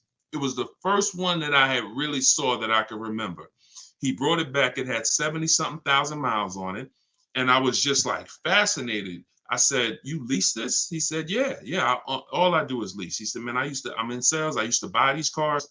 You know, I was putting so much money in the cars, all this negative equity. And it was just like, I hated it. He said, once I got exposed to the high mileage lease, I never looked back. I drive this thing 20-something thousand miles a year, 3 years, I drop it off, I get another one.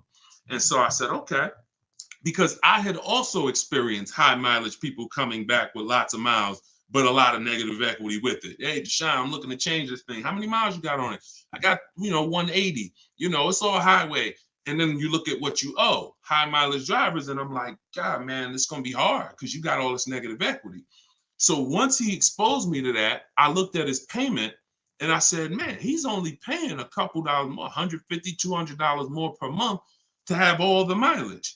That $150, $200 a month is a lot less than the depreciation hit that he's taking. Again, going back to the unseen expense. We already said, we park a car outside your driveway tonight, it's 30 grand. Next, I asked everybody on here, is it worth 30,000 tomorrow, a year from now? If you don't drive it, everyone unanimously said, no, it's not. So even without mileage, it goes down. When you do regular mileage, it goes down more. Somebody doing 25,000, this is how you're destroying the value of your car. But at the same time, the loan is still staying high. So once I saw that you could avoid that with a high mileage lease, that became part of one of the strategies that I teach for high mileage drivers. This is only if you're short term. Pay attention to what Maddie's question said. If I'm not keeping it 8 years. If he was, there's plenty of cars that you can keep 8 years and just put a ton of miles on it. You're not worried about trading them or selling them because we don't trade. You're just going to get the maximum value out of it. In his case, he knows he's not keeping it 8 years. How are we avoiding the short-term depreciation? You do that with a high mileage lease. Second strategy, Matt, this is also in my book. I have 2 strategies for short-term high mileage drivers. That's one way. Shop for your lease, 12,000 miles a year, identify the best bid, and then once you identify the best bid out of 5, you have them adjusted to a high mileage lease. Second is you buy your car, or if you have a car now, you keep that car, pay that car off, and now you're going to go lease your nice car, and that's going to be your second car. I call that 2 cars, 1 payment in my book. That's what it's called. And now you have, because some people say, Deshone, you know what? I want a nice car. I drive a lot for work, but man, I want to get me something nice, but I don't want to just be destroying it. And this strategy becomes perfect for them. This guy who's doing the high mileage lease with Hyundai, that's not a nice car. Especially once it gets up to 60, 70,000, it's not so some people are like, you know what? I want a nice car. I'll have my mileage car. I'll do, half the mileage on that. And then I'll go and lease me something and I'll do half the mileage on that. And so it's a beautiful thing. You got your nice, beautiful car and you got your mileage car and you split it, payments affordable, and you're not dealing with all this negative equity like you've been used to dealing with as a high mileage driver. High mileage drivers are getting killed with some of the worst because you guys are just killing the value of your cars. You use either one of those, you're going to love it. Both in my book. So if you want that step by step, it's in there. Some of you are like, Deshone, this is great. I don't want to try to remember all of this. In my book, it's right there for you, laid out step by step. You can get it for 75% off in my TikTok bio or my Instagram bio, or just scan the QR code on the screen, or go to DeshonesBook.com. Either way, get you 75% off. Okay, shoot the next one up. That was a great question, man. Shoot the next one up. Let's get through as many as we can. This one's from Instagram. Would you recommend leasing business vehicles? Well, that's a question for your accountant. Whoever is going to be helping you benefit from having vehicles in your business name, that's the person you should be asking, which is most likely your accountant, whoever does your taxes. Here's what I can tell you, and I'll keep this very quick. Many people are putting cars in their business name with no business, or no business that requires a car. Be very careful.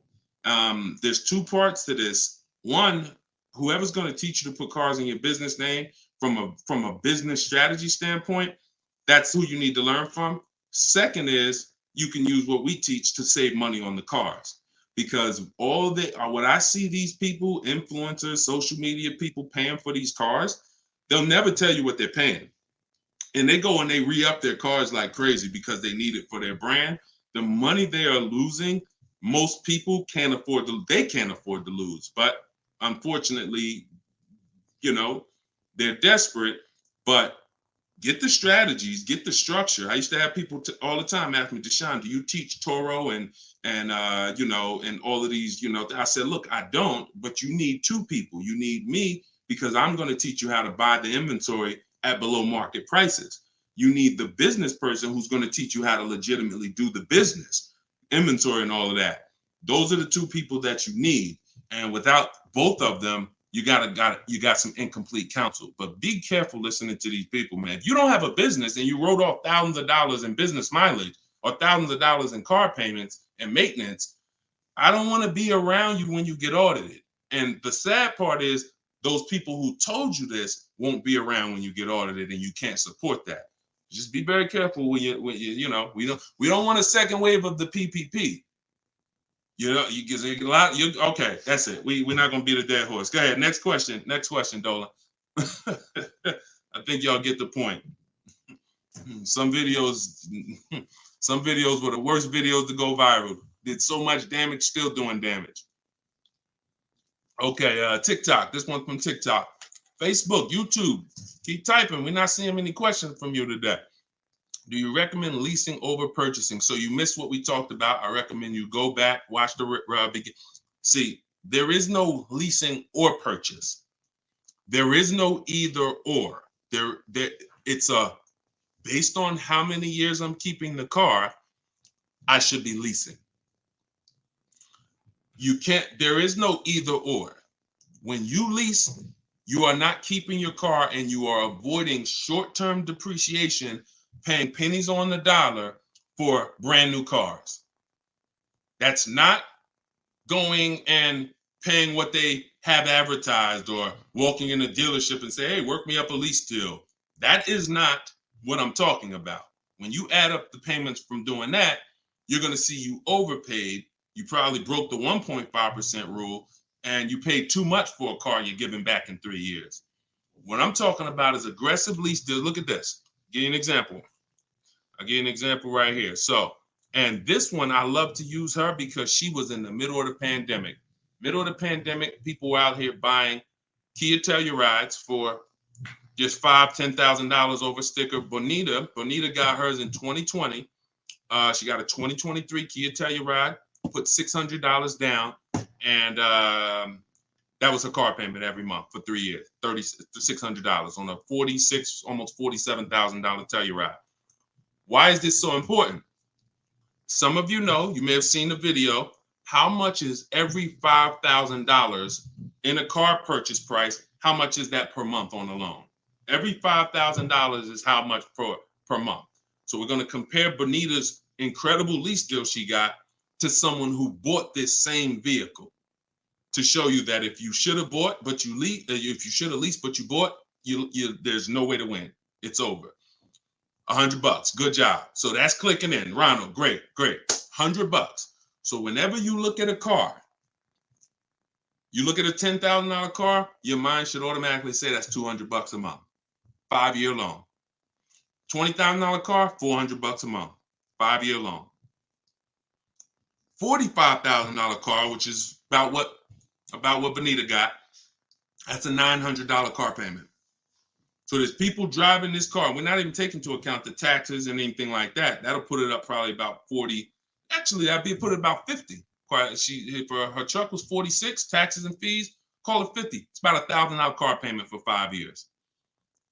She's paying $600. This is why there's no comparison. And sometimes your mind may play tricks on you. Yeah, but it's more than that. Is it?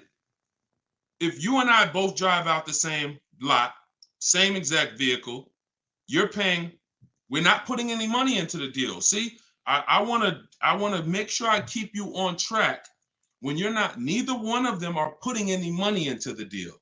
They're literally just going in, no down payment. All right, what's my deal look like? $600 a month, great lease. $1,000 a month, 5-year loan, no money down. So when we leave it the same, if I'm paying $1,000 and you're paying $600, is there any question of whether you're winning right now financially? Same vehicle. So as we drive, the only way you can eventually win, or I could eventually win if I bought, yeah, I'm paying $1,000, but I'm going to keep this vehicle long enough. So in 10 years, my Telluride is going to maybe worth $9,000. I kept it 10 years. It's worth $9,000 out there, but it's not losing value anymore. It's been in my household and I was able to outlive the depreciation. So now I win. Doesn't mean you lose. See, it's not like, oh, well, you lost, you should have bought. No, Bonita knows I'm not keeping 10 years. I'm not keeping 8 years. That's not my goal. Therefore, I'm going to shop for great lease deals and I'm going to pay pennies on the dollar compared to people buying. And that's my win.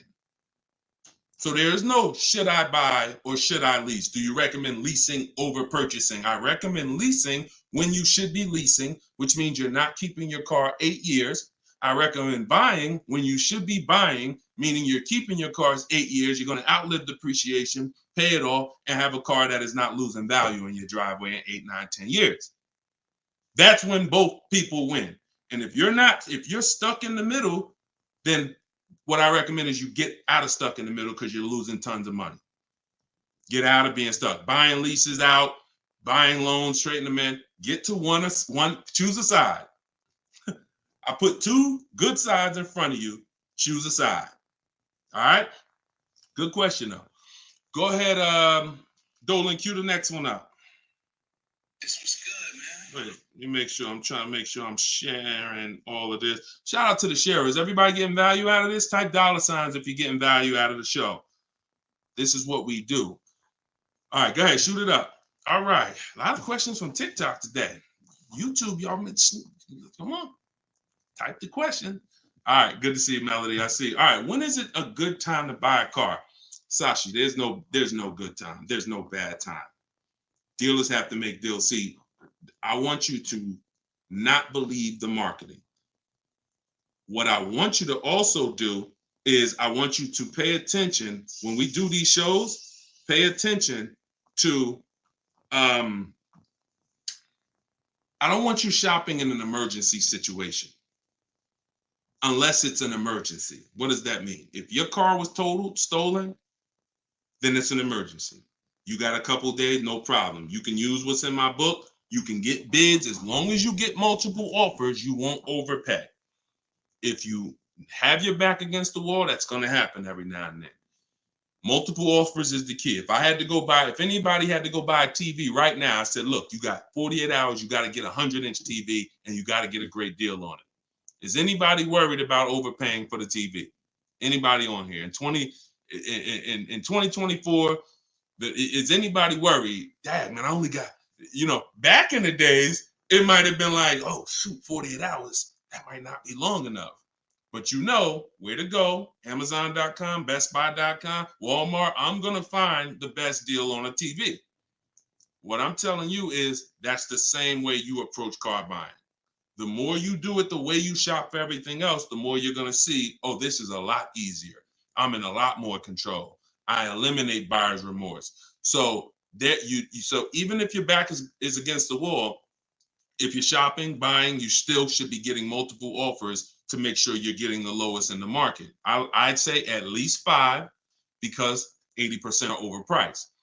Now, if you have time, then what you should be is in the market early. I teach something called 2 dates. The as soon as date, no later than date. As soon as date means soon as you can make a deal. Don't look at offers until you can make a deal. Don't entertain it's a waste of time. You might say, Deshone, I'm waiting to get this promotion at work in May. Then I'm a car shop. Should I look at deals now? Makes no sense. You can watch the market, but it makes no sense to entertain offers because you're not in a position. So as soon as you could accept an offer. Now that might be today. Then no later than date. That's the deadline. The gap in between that is your leverage. What does that mean? The ability to say no. See, you're about to start shopping in a way where you can say no, and the people that are walking into dealerships usually have put themselves in a position where they can't say no. So they're walking in saying things like, I need a car right now. My lease is up. If your lease is up, call, get a free extension. You shouldn't be shopping with your back against the wall. They're walking in saying things like, man, nobody has cars. That's because one dealer they walked in didn't have cars. Maybe they went to a second one, didn't have the color they want, and they're like, man, nobody has cars. They're broadcasting that energy, which is actually that's going to cost you. When car salesmen take it from me, I was in there every day of my life for 14 years. Not every day, we had days off, but when you say things, we're trained to hear them. No one has cars. That means the price just went up. If I have a car, you're going to pay more for it. This is what the 80%, this is how the 80% think. It's a mind game. So you don't want to be there. You want to be at home. And when you have the ability to say no, now here's what you do. You reach out to dealers for your offers and you're telling them, hey, I can make a deal right now. This is what I'm looking for. But I don't need a car until July 3rd. See, that's power. That means, hey, if I got a car coming next month, I can talk to this person about it. Most times a person walks in, they need a car this week, next week. That means whatever's on the ground, that's all we can talk to you about. But when a person has been proactive in shopping, which is what I want you to do, which is what I'm going to teach you to do, it's all in my book, and it's everything you'll hear me talk about, is when you have the luxury of time, it benefits us. We make our contacts. A dealer might say, look, I don't have a car right now, but I got one coming in 6 weeks. Is that good for you? Yeah, give me an offer. Absolutely. Now, we don't talk. So I'm telling you, you could do it your way, which is call. I always say, ask for sales managers if you're trying to get offers online. If you're trying to get offers from home, we need at least 5. If you're going to do it my way, if you're going to get deals like Danielle and like the people you see me broadcasting the show, you get it at least 5. Sometimes we get 10. I think somebody we showed the other day had 10 offers. So the point is, if you have the luxury of time, you want to use it. Don't be sitting here saying, man, I really can make a deal now or 3 months, but no one knows that. And then you wait until you only need to make a deal in a month. Now you start contacting dealers. You've given away some of your leverage. And if you're shopping for a used car, you can watch the market. When you start looking and you can see, man, I've been watching these cars for 45 days. I see the prices. When I first came, the low side of the market was like 26. Now I see that low side is about 24, 25. So these are things you can't do when you're shopping when you need a car. So there's no good time to buy a car because dealers want to make deals throughout the month. But there is a bad time if you've used up all your leverage. And if you've used up all your time, then you must do multiple offers or you're going to get killed. Sorry to say, there's no other way to say it. If you don't know how to shop multiple offers and you walk in needing a car in 2 days, you are going to overpay. So multiple offers is always the answer. All right. Go ahead, shoot the next one up, Dolan. Great question. This one's from YouTube. I'm only able to get a rental for delivery work. Is there any cons to this method? I don't really, okay, I think you rephrased it. Is there a proper way to rent vehicles for work, or is it fixed market and there's no way to save money? Absolutely not. Renting is going to be way too expensive compared to, this is why when people say, who's heard leasing is like renting? Who's heard that? Type the raise your hand emoji or type me if you've heard leasing is like renting. It's one of the most ignorant statements that there's a lot of ignorant statements made about leasing, but that's one of them. Renting is expensive. Renting, you don't get a lot for your money. It's usually a short-term thing, 1 day, 1 week. You know, maybe if you had an accident, cars total 30 days. It's not meant to be long-term. So what I would tell you is if you were renting a vehicle, I would tell you try to go on Turo, try to find somebody who's willing to rent to you, possibly on a long-term basis where it's not going to be as expensive. Because I'm guessing if you're renting, there's a particular reason for that. But the money you're going to pay in renting, you should probably put some of it to the side, try to get you a car, cash, Facebook Marketplace, something to get out of that cycle and start to rebuild. In my book, I have a strategy of plan B, plan C for bad credit, where, you know, you can talk about cash, you can talk about buy here, pay here, even buy here, pay here, if done right, is better than renting. When I was 20, my second car, actually, my first one was a $500 car. And after I got a buy here, pay here Chevrolet Cavalier. It was, I put $1,500 down. I paid $50, I think, a week. And I paid off the car in a couple months. That car lasted me 6 years. So the key with buy here, pay here is to make sure you're getting a great car, a quality car, but renting, that if I had to rent a car and I'm in a position, I would try to find somebody on Turo, the lowest price per day, and then see, hey, if I did a long-term per month rental, how much would you give it to me for? I try to work that out, see how that works. All right. God bless with that. All right. Next question, Dolan. Shoot it up. We're getting a lot of questions, so I'm going to try to move faster through the answers. This one's Facebook. Once you have the car you've decided on, how do you go about getting multiple offers from dealers? Well, you could do it the manual way, which is I would see the only bad thing. See, and here's the thing. You guys know if you've been on, if this isn't your first time, if you've seen, you know I don't hold back. But I can't teach you scripts that I've written specifically so you don't have to talk. There's tons of scripts that I have in my book that you're copying and pasting from email, because when you're trying to get quotes online, you're dealing with trained people.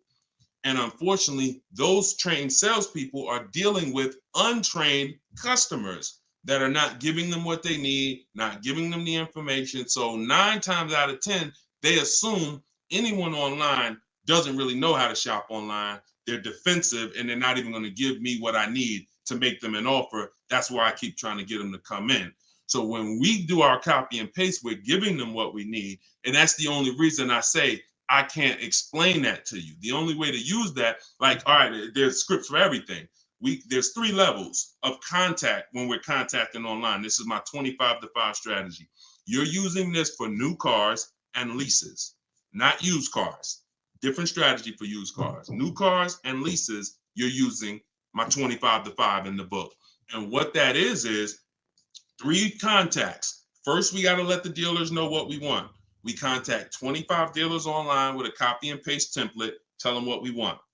We need to tell them what we want. We need to tell them what our deadline is as soon as we can buy a car, which would be today, because we don't contact if we can't buy today, and then our deadline. And now you're going to have responses. Hey, when can you come in? Hey, when can I? Hey, when can we have a phone call? Hey, whatever. So because I used those scripts, I was able to write responses. I had to use those same scripts. Hey, Mrs. James, thanks for the inquiry. Hey, when we have I'd love to help you with this. I have a car. What would be better for you for us to talk? 1 p.m. or 4 this evening? I had to use those scripts. So I was able to write the responses to them.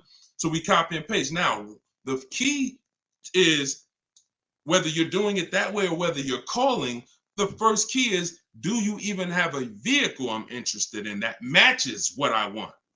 So in that initial contact, we're telling them exactly what we want. Color choices. Hey, I'm open to black, blue, gray. I'm open to a sport model or a touring model. I'm open to this. Like, this is what I like. You have to tell them that, or there's no way for them to search the inventory and get you and even see if there's a match here. So once we do that, that's your first thing. Do you have a car? Now, the benefit of doing the 25 to 5 is we're shopping out of 25 dealers' inventories. So we're giving ourselves the absolute best shot of finding something where we don't really deal with, oh, I went to this dealer, they didn't have a color I want, they didn't have the trim I want.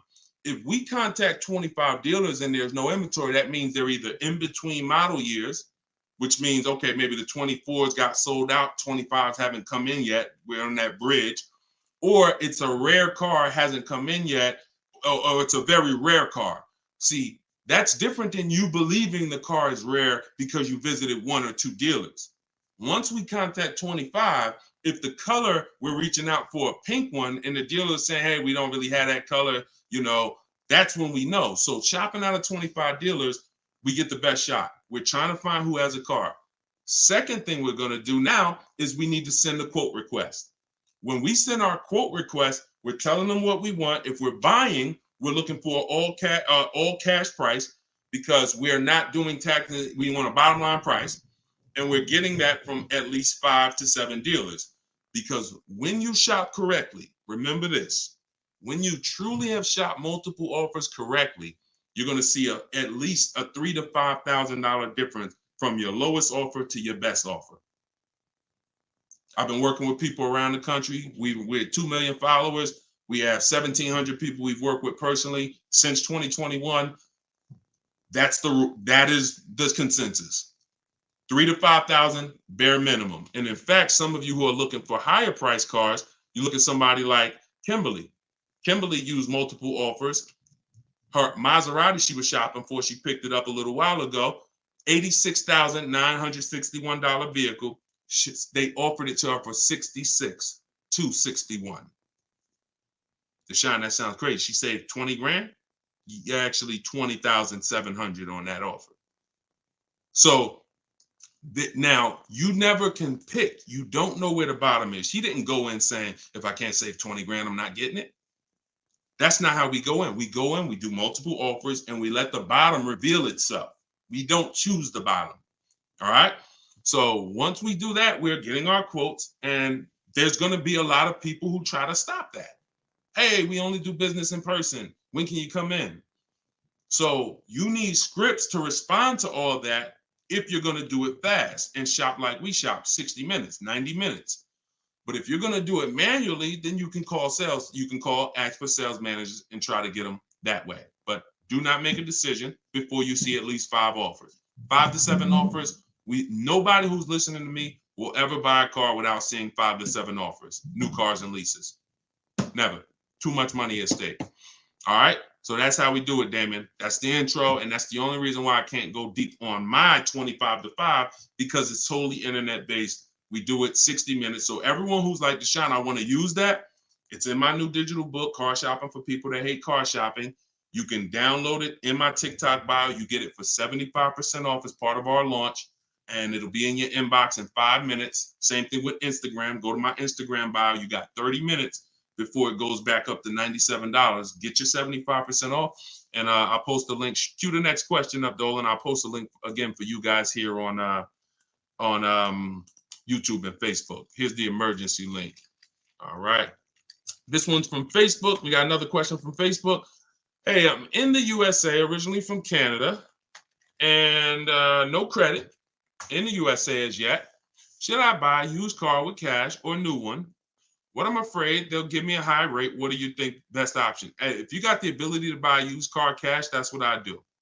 I'd get a great car, spend as little as possible on it, Facebook Marketplace, because I'm not looking, if I can, to go into a high interest loan when I can get me a car and then I can build my credit. I want you to follow Haley, somebody named Shonda Martin. Her brand is called Road to 750 Plus.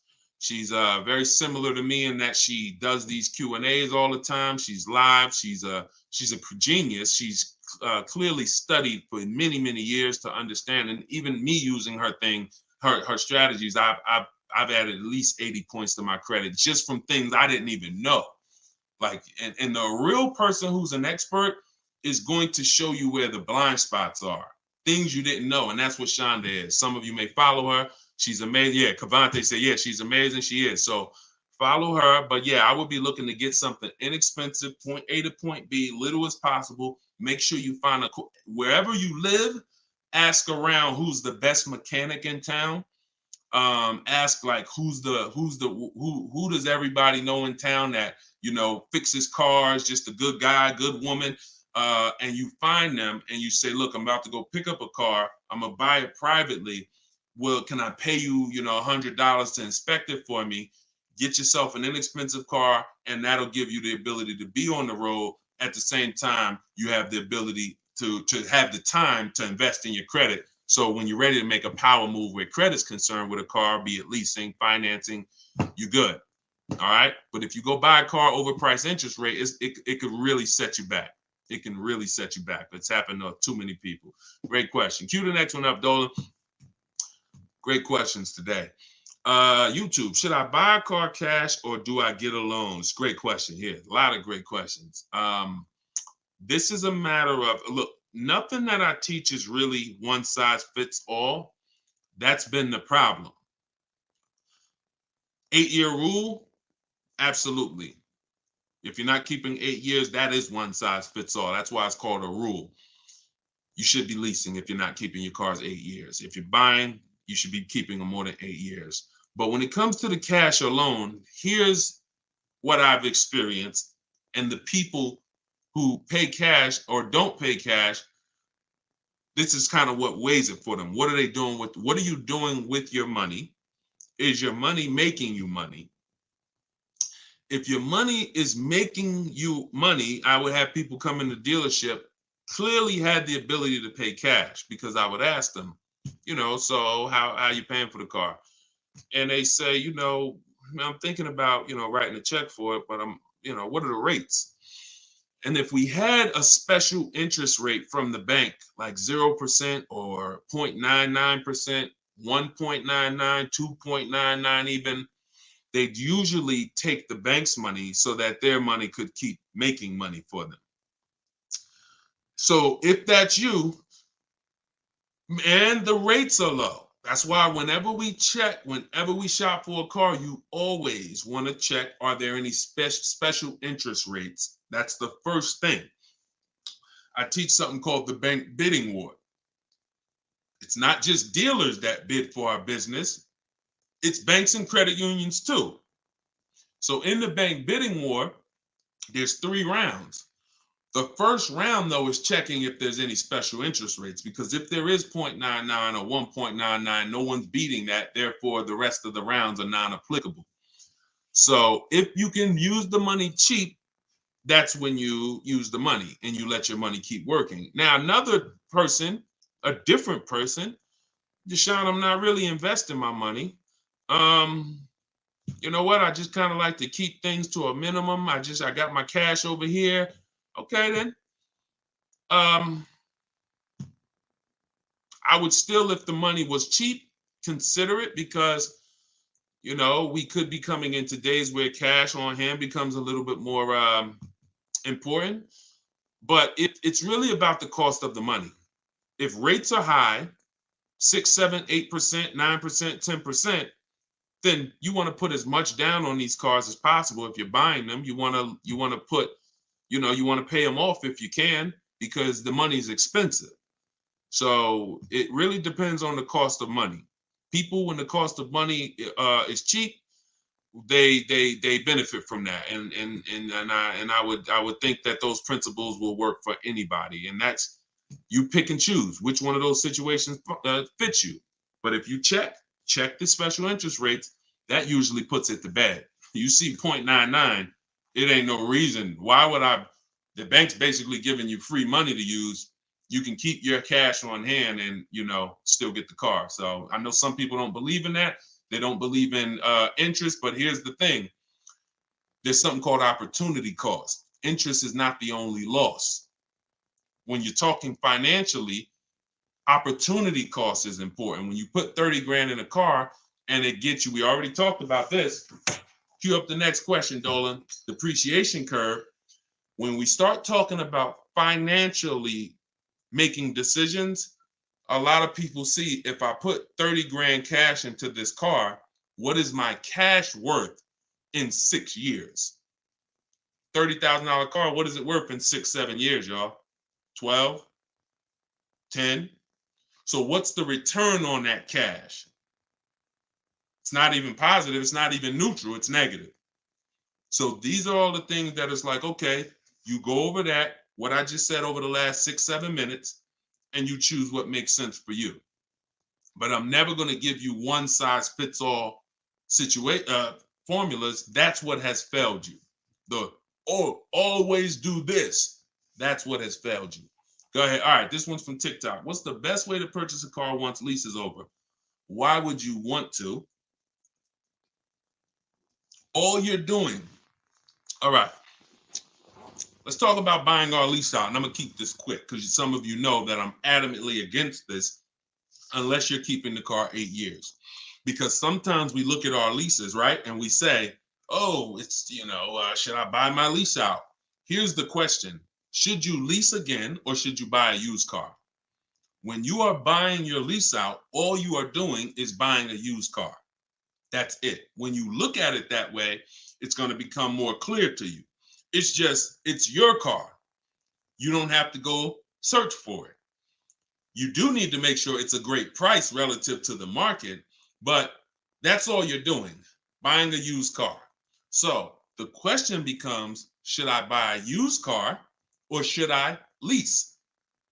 And when you realize that the 8-year rule, breaking it, is going to continue to lose you money and put you in negative equity, you won't buy your leases because you don't plan to keep them again for another 8 years. I'm going to tell you how I found this out to be horrible. Guy walks in the dealership. I'm looking at the car that he has. He says, okay, I'm looking to trade this in and get me something new. So, okay, how many years old is that? About 5 years. Okay, cool. How long you had it? I had it since it was new. Okay. All right, you know how much you owe on it?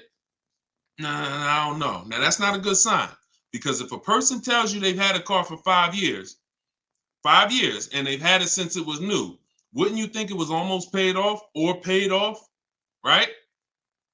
If that makes sense, type of dollar sign. If a person said, you saw me, like, yeah, I had that car 5 years. I bought it. I've had it since it was new. Shouldn't it be almost paid off or either paid off, right? So when he said, I don't really know what I owe, I was like, okay, no problem. We'll call the bank. We'll find out. All right. So I have the used car manager look at his because everyone who's in this position, I'm going to tell them about leasing.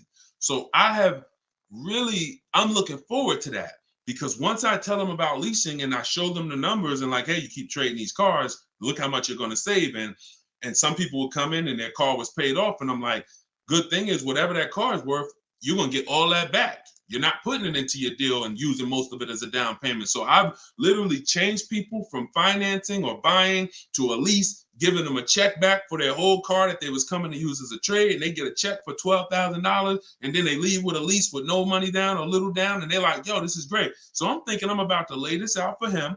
And so used car manager goes, looks at his car, may say like, okay, I think the car's probably worth about 18. Okay, perfect. So let me call the bank, find out what he owes. Hey, how are you? I'm calling for Mr. Johnson here. Yeah, he's interested in replacing his car. We need his payoff. Okay, the payoff is 18,000. Wait a minute. How the heck is the payoff 18,000? Hey, Mr. Johnson, they're saying you still owe 18,000. Dang, it's that much? Yeah, I didn't know it was that much. Wait, I thought you said you had the car since it was new. Yeah, I did. You know what happened? We leased it for 3 years, and then we had bought it when we bought it after the lease. That's how I learned how bad this was. So I'm like, okay, because when you buy your car off lease, most people, you're going to need a 6-year loan to have a similar payment. So if your payment was 400 and you buy the lease, you're typically going to need a 6-year loan to have around the same payment, right? So picture this, 3 years to lease it, then you get a 6-year loan. 6 plus 9 is what? 6 plus 3 is 9. Anybody on here signing up for a 9-year loan on a car? Anybody? We got a lot of people on here. Anybody on here signing up for a 9-year loan? No? Okay. Room's quiet. So we've never signed up for a 9-year loan. Look, she said, heck no. Right. We never signed up for a 9-year loan, 9 years of payments on the same car. Yet when we buy our leases, this is what's happening. So you look and say, all right, you bought your lease, you put 6-year loan, so you leased it for 3, then you paid it for another 2, that's 5. Now you're tired of it. Yo, man, I've been in this car, let me go trade it. Problem is, you still have 4 years left of payments. That's why buying the lease is horrible. One situation where it makes sense, if you're keeping it 8 years. That's it. If you're going to keep it another 8 years from the day you buy it, then potentially go ahead. Because all it is again, buying a used car. If you said to Sean, should I buy a used car or lease? How many years you keeping it? I'm keeping 8, 9. Buy the used car. Don't lease. So preaching the truth. Thank you, Kevin. I'm glad, man. And hopefully these stories will stick in your head. So when you encounter these situations, you know, when someone says to you, hell, man, I'm thinking about buying a lease, you'll never forget the story. So this has nothing to do with getting the best deals. This has everything to do with having the best deal structure.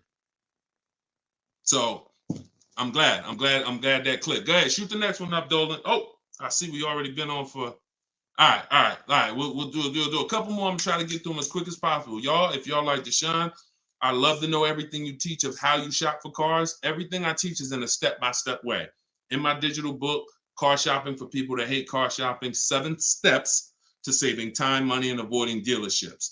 Everything we do is a bid. We're buying cars and leasing cars in 90 minutes, 60 minutes. When you get good, you'll be able to do this in like 45, 60 minutes. You never spend more than 30 minutes in a car dealership. You're at home. You're the prize. You're getting bids. You're no longer negotiating one-to-one where you're in a losing position. When you're getting bids, you're in the winner's position. So you can get your book for 75% off as part of our launch. So we want to do 75% off. It's normally $97. In my TikTok bio, you can grab yours. It'll be in your inbox. And some people say, before I get to this next question, Deshone, is it in print? There's a lot of reasons when you use it, you'll see there's no way this book could have been printed. One, things change. Vroom was one of the companies that we used to use for bidding. Vroom's out of business. if we had 100,000 books out there in your houses that you all paid for, now it's like, okay, what do we do, y'all? That's obsolete. Now that's when you hear people say, hey, you need volume 2. I know just 6 months ago that I asked you and told you that I was going to solve your problem with volume 1, but that's no good anymore. Volume 2, get it today. We're not doing that. And there's nothing against them because, again, they did what works, but we didn't want to do that. I wanted to be able to update this book on the fly. What I did when Broom went out, I updated the file. Everyone's book was updated. And there's also links in there. There's links to videos. Like I said earlier, you have my scripts in there. That was all stuff. You're going to be copy and pasting this. There's no way I could have did that in a physical book at all. All right. What do you think of swap a lease? If you can get a great lease deal, absolutely. Absolutely. We always compare, divide the monthly payment into the MSRP. The 1% rule has existed way before I started, way before I even got in the car business. The 1% rule said if you can lease a car for less than, for 1% of the MSRP, no money down, no money out of pocket, just, covering the first month's payment, you stole a car. Coincidentally, every lease I've ever had was under 1%. I paid $330 a month for my $35,000 Jeep Grand Cherokee Laredo. I paid $325 a month for my Infinities, then $345. Then my highest one was $390. And that was a $45,000 vehicle. So these are under 1% leases. In order to get 1% leases, you need to shop multiple offers, but you also need a great lease program. So what we always say is under 1% is a steal. You'll see there's 3 categories of leases. Steals, great value. Those are under 1%. Great deals. Those are between 1% and 1.5%.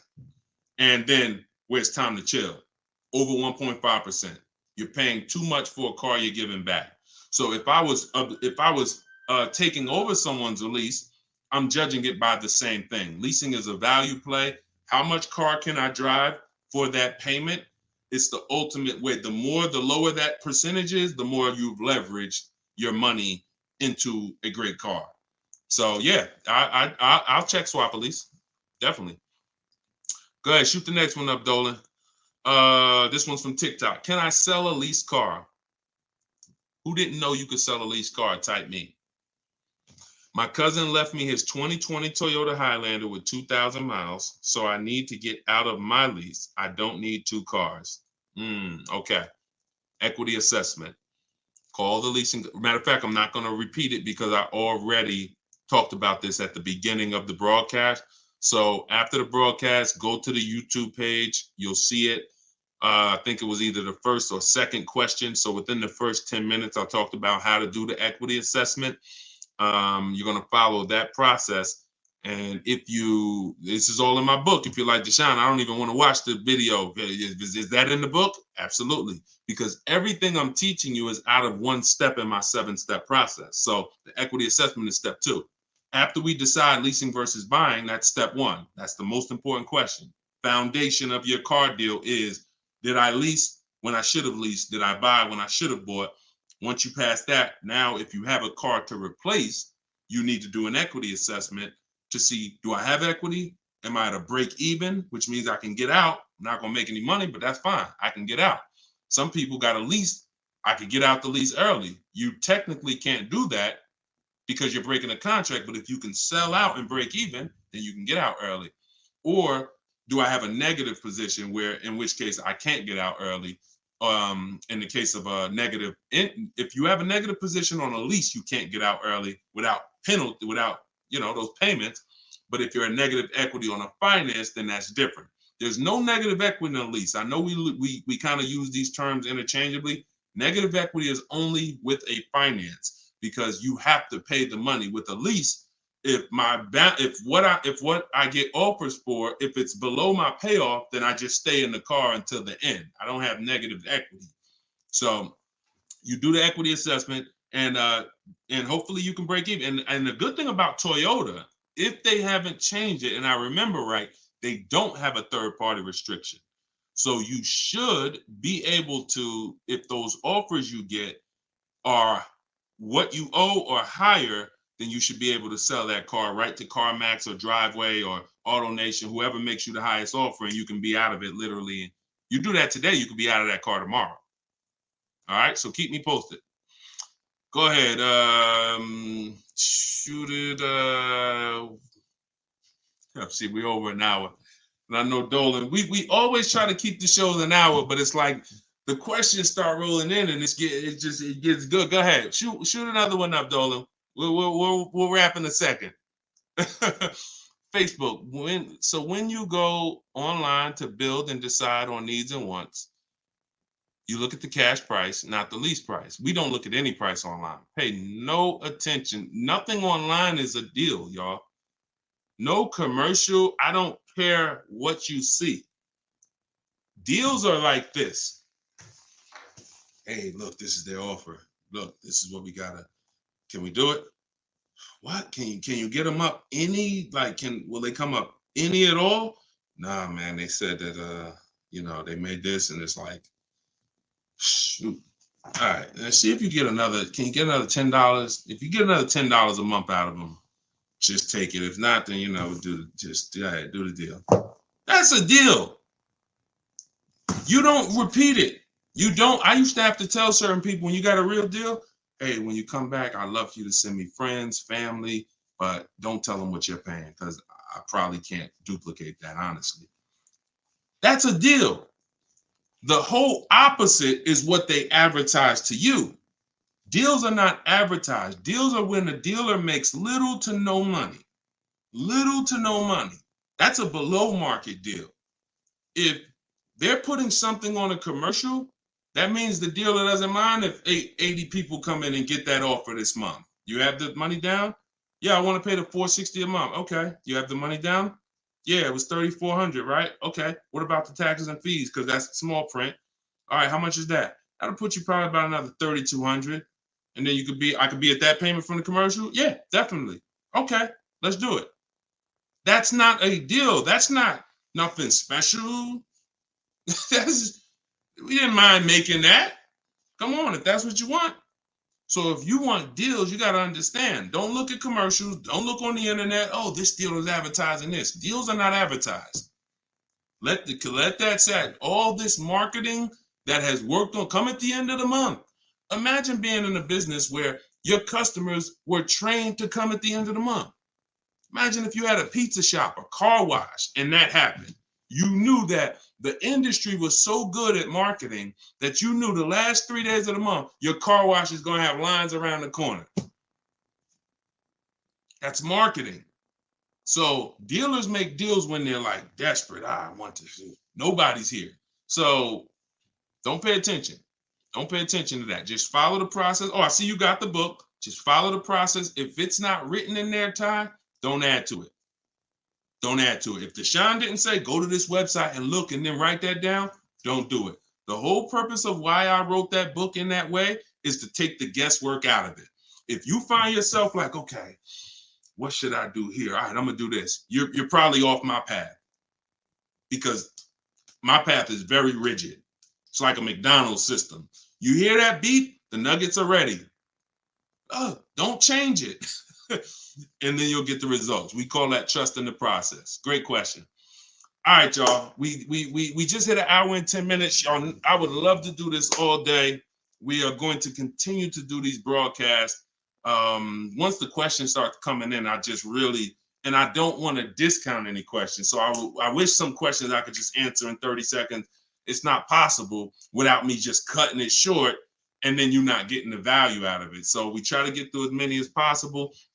For everyone who wants everything I teach in one place, you can get everything in my social media videos. But I think what you understand now from being on the broadcast is there's lots of different situations.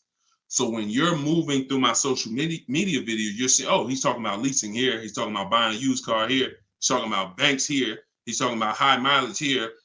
All right, that means I got to try to piece this together myself. Same thing with the broadcast here. If you're like Deshone, I want everything in one spot, step by step.